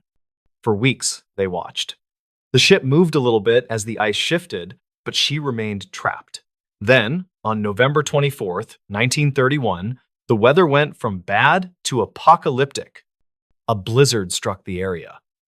This was not a normal snowstorm. This was a whiteout hurricane. The wind screamed at over 60 miles per hour. The temperature dropped to minus 50 degrees. The visibility was 0. If you held your hand out in front of your face, you could not see your fingers. The crew in the hut huddled together, praying the roof would not blow off. For 3 days, the storm raged. They could not leave the hut. They could not see the ship. They could only listen to the wind howling like a banshee. Finally, the storm broke. The wind died down. The sun, which was barely rising at this time of year, cast a pale light over the frozen ocean. Captain Cornwell and his men stepped out of the hut. They looked toward the spot where the Bechimo had been stuck for over a month. The spot was empty. There was nothing there, just a jagged ridge of pressure ice. Captain Cornwell stared at the empty horizon. His heart sank. He assumed the obvious. The blizzard and the pressure of the shifting ice had finally crushed the hull, and the Bechimo had sunk to the bottom of the Arctic Ocean, taking the fortune in furs with her. The crew was devastated, but they were also resigned. The sea takes what it wants. They packed up their meager belongings and prepared to be rescued by planes that were scheduled to fly them out now that the cargo was lost. But just a few days later, a local Inuit hunter arrived at their camp. He looked confused. He asked Captain Cornwell, "Why are you still here? Why aren't you on your ship?" Cornwell looked at him and said, "My ship sank. It's gone." The hunter shook his head. "No," he said. "It didn't sink. I just saw it. It is floating about 45 miles away to the south." Cornwell was stunned. 45 miles? How could a ship move 45 miles through solid ice in the middle of a blizzard without a crew?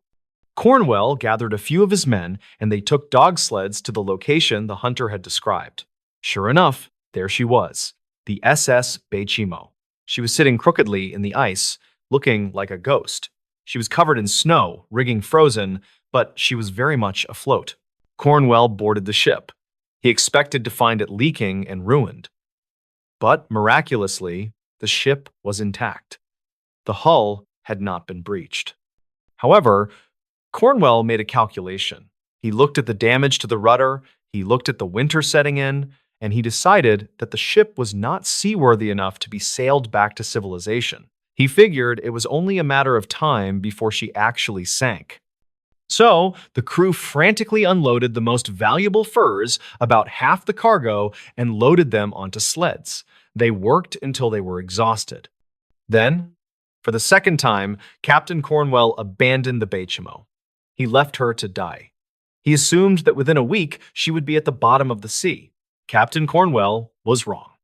This was the moment the SS Bachimo ceased to be a normal ship and became a legend, because the Bachimo did not sink.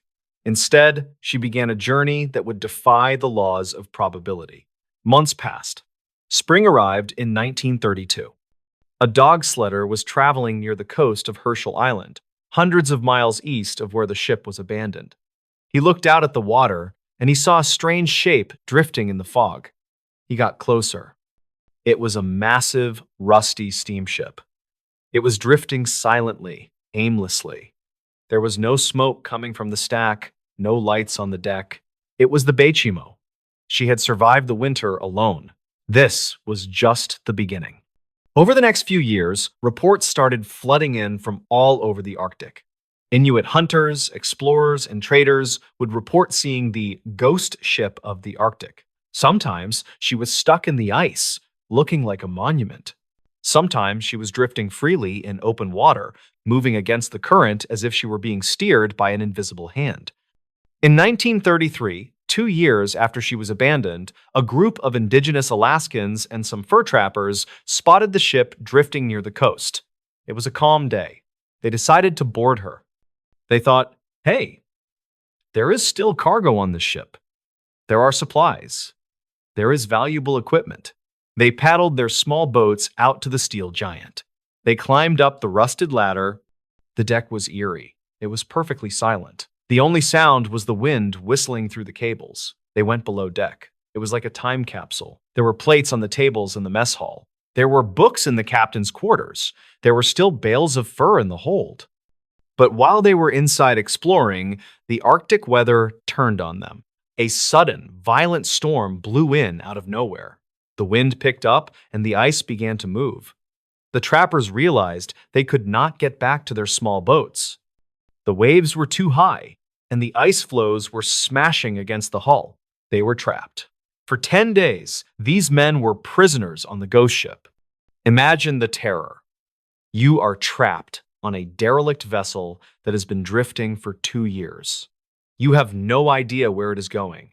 You have no idea if the hull is about to snap in half.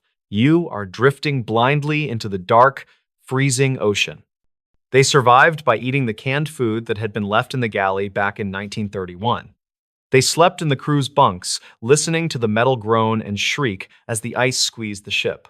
They must have wondered if the ghosts of the crew were watching them. Finally, after 10 agonizing days, the storm broke. The ship drifted close enough to a large ice floe that the men were able to jump off and walk back to land. They left empty-handed, terrified, and happy to be alive. The Bachimo drifted away again, as if she had just wanted company for a few days. You would think that eventually someone would salvage this ship. I mean, it is a 1,300-ton vessel worth a fortune. In 1939, 8 years after the abandonment, a daring captain named Hugh Poulsen spotted the Bachimo. Captain Poulsen was a man of action. He saw the ship and said, I am going to bring her in. He maneuvered his own ship next to the ghost ship. He managed to get towing cables attached to her bow. This was it. The Bachimo was finally going to be captured. But the Bachimo seemed to have a will of its own. As soon as Poulsen began to tow her, the ice moved in. It was almost targeted. Massive blocks of jagged ice began to slam into Poulsen's ship. The tow lines pulled tight, threatening to capsize his vessel.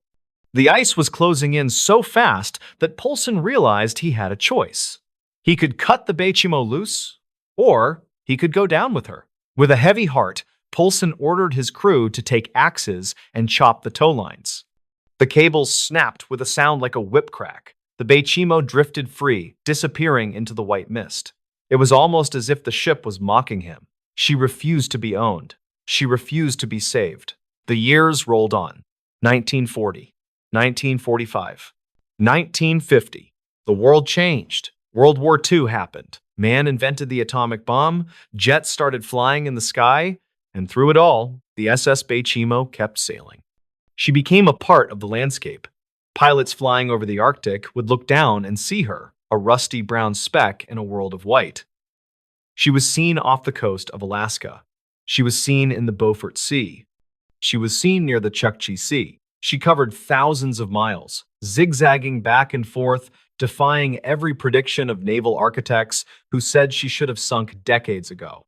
How was this possible? How can a steel ship survive the crushing power of the Arctic ice for that long without maintenance?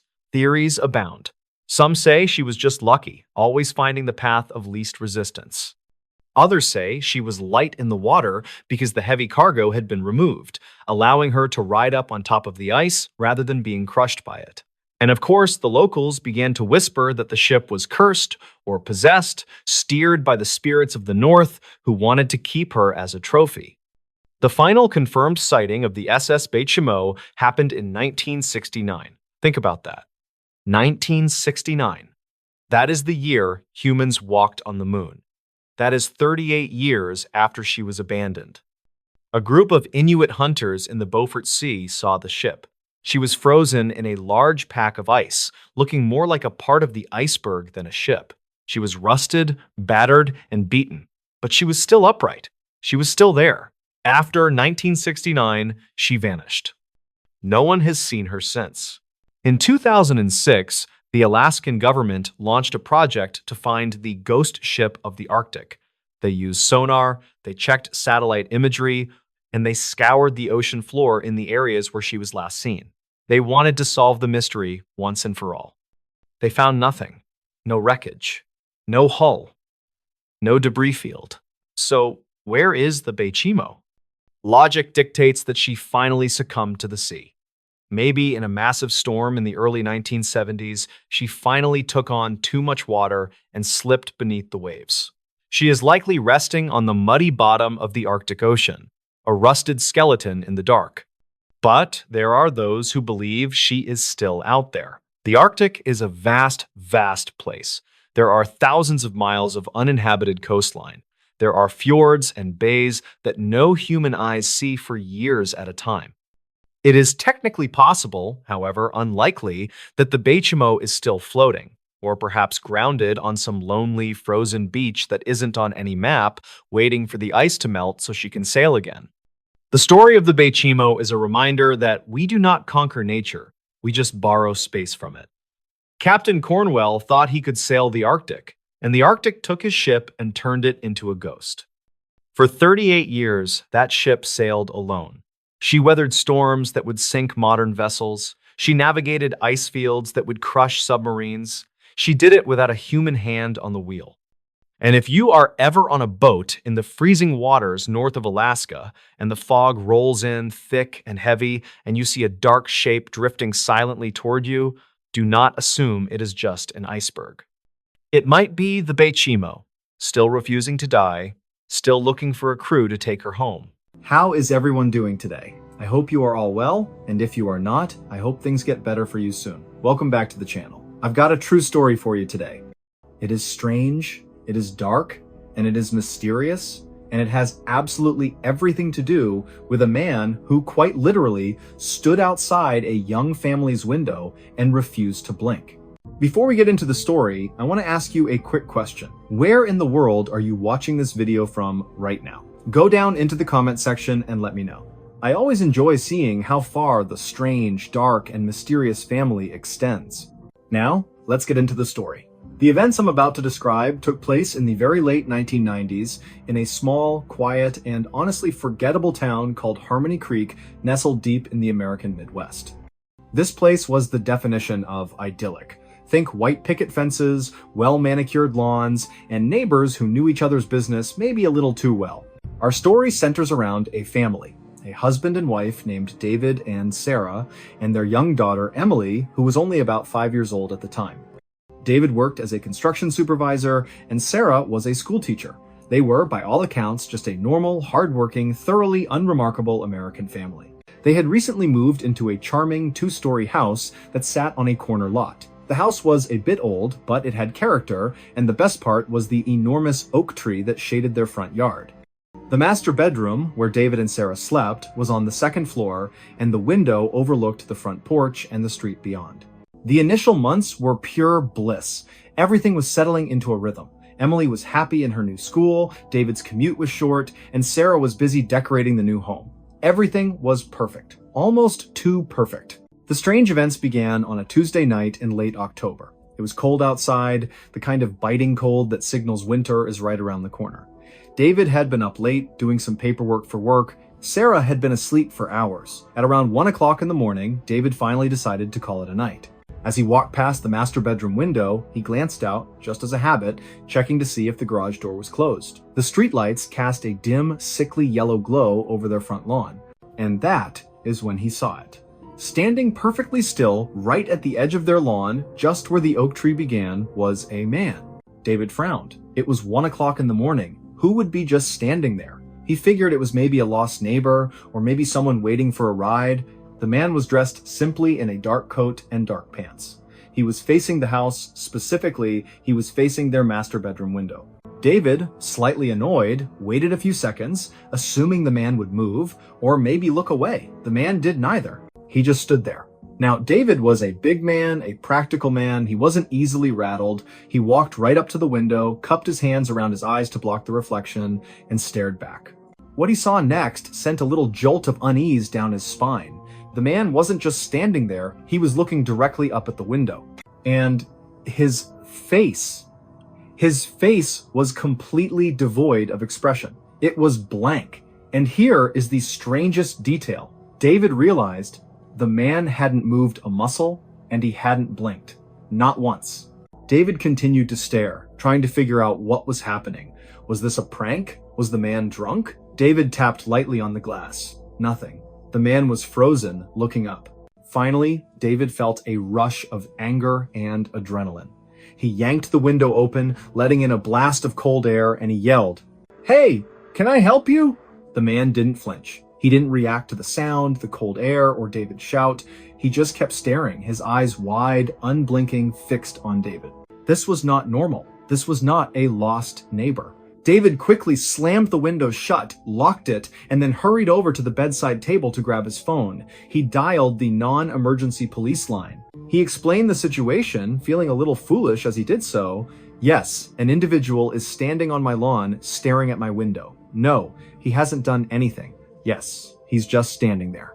The dispatcher, probably used to dealing with far stranger things, assured him they would send a patrol car to check it out. David then sat by the window, peeking through the curtain. The man was still there, a dark, unsettling silhouette against the weak glow of the streetlight. After maybe 10 minutes, David heard the distant wail of a siren getting closer. As the lights from the approaching police cruiser rounded the corner, David watched. The man was still there. The police car pulled up to the curb. The officer, a young man, stepped out, shone his bright flashlight directly at the figure, and spoke.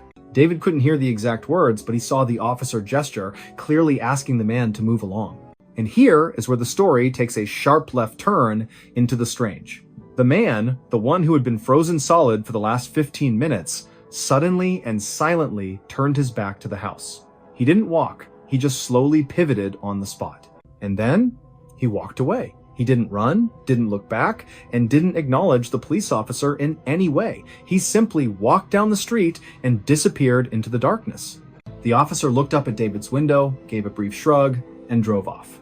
David felt a huge wave of relief wash over him, followed by a lingering sense of profound weirdness. He told Sarah about the incident the next morning, but he played it down, calling it a drunk guy or a harmless weirdo.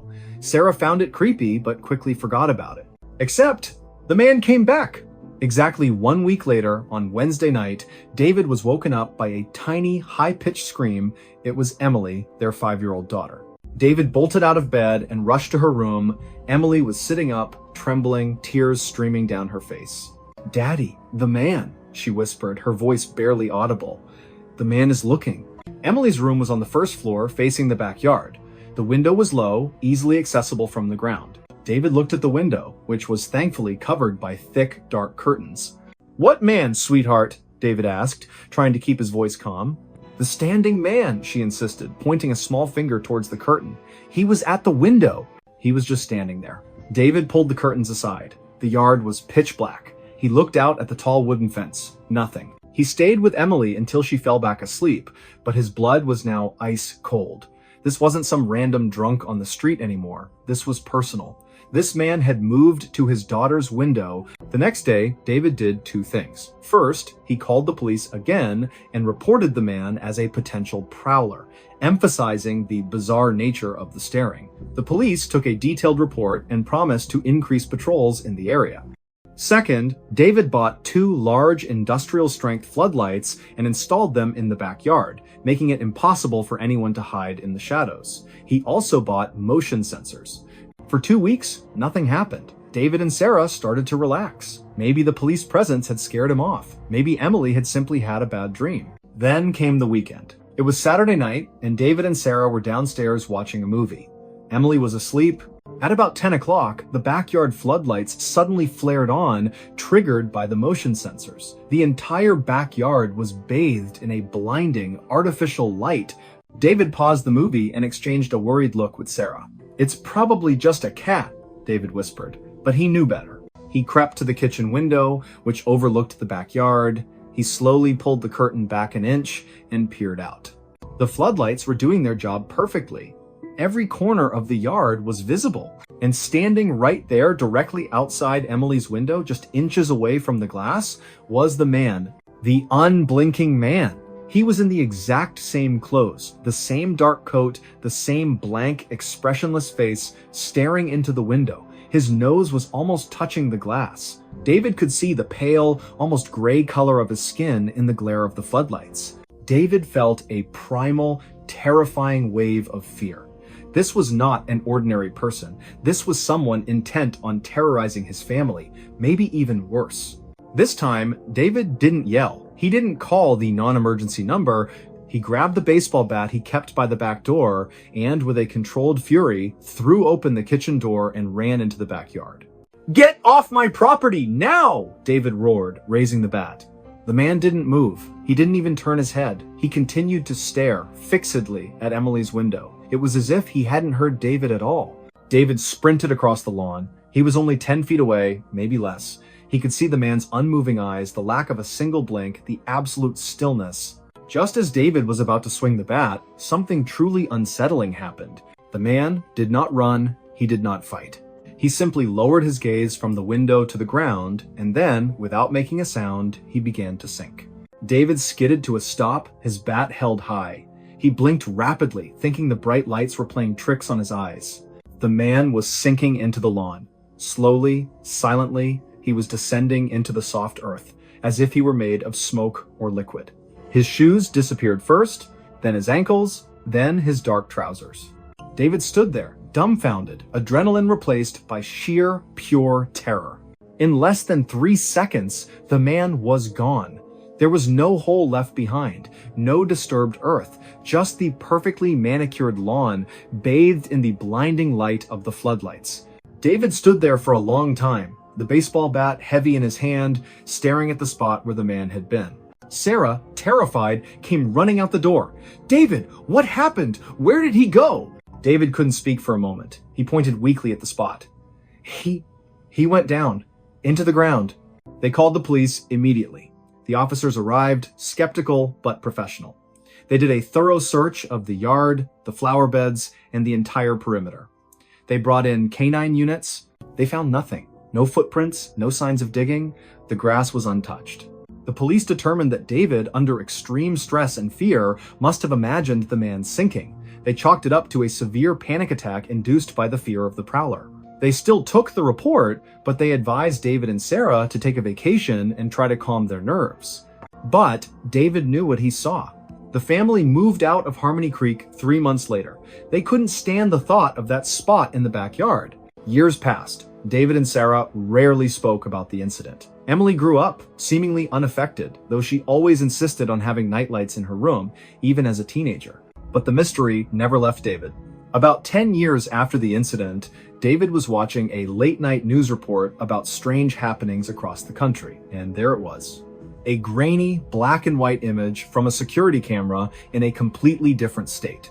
The news anchor was talking about a recent wave of unexplained break-ins where nothing was stolen, only damaged. In one segment, they showed the security footage. The camera was aimed at the backyard of a home. The timestamp was 2 o'clock in the morning.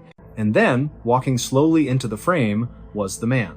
The unblinking man. He walked right up to the back door, stared at the camera for a moment, and then he started to sink into the ground, just as David had witnessed.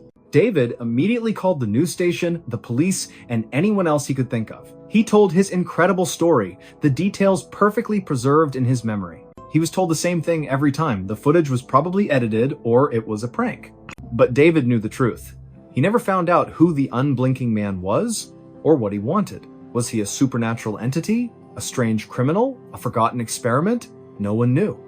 And as far as David could tell, the man just continued his silent, terrifying routine, moving from house to house, always staring, always standing, always unblinking, before sinking back into the earth to wait for the next dark night.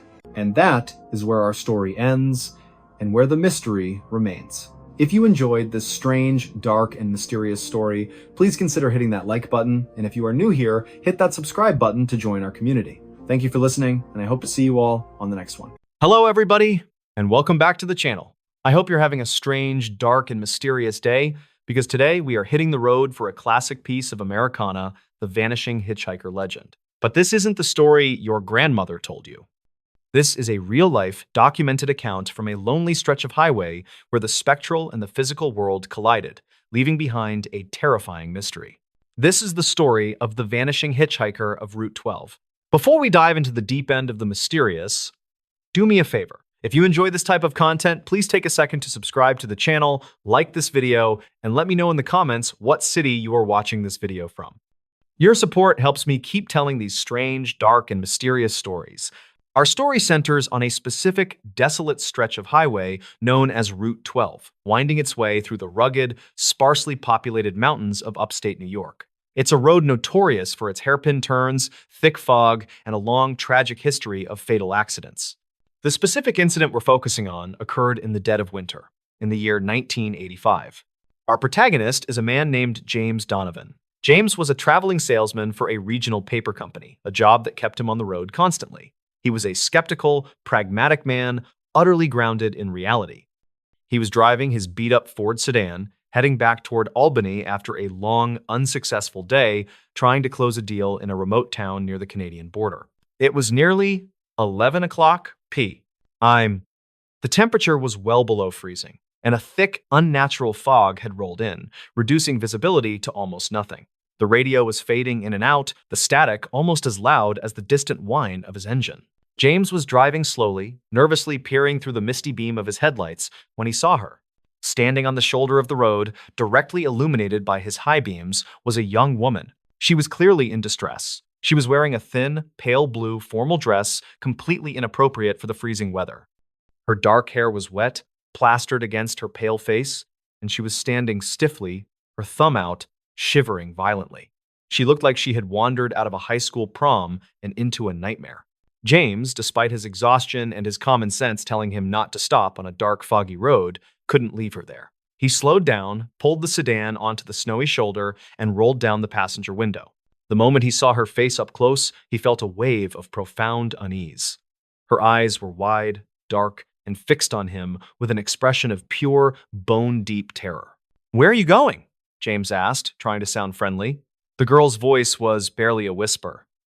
"The bridge. I need to get to the old covered bridge, just up the road.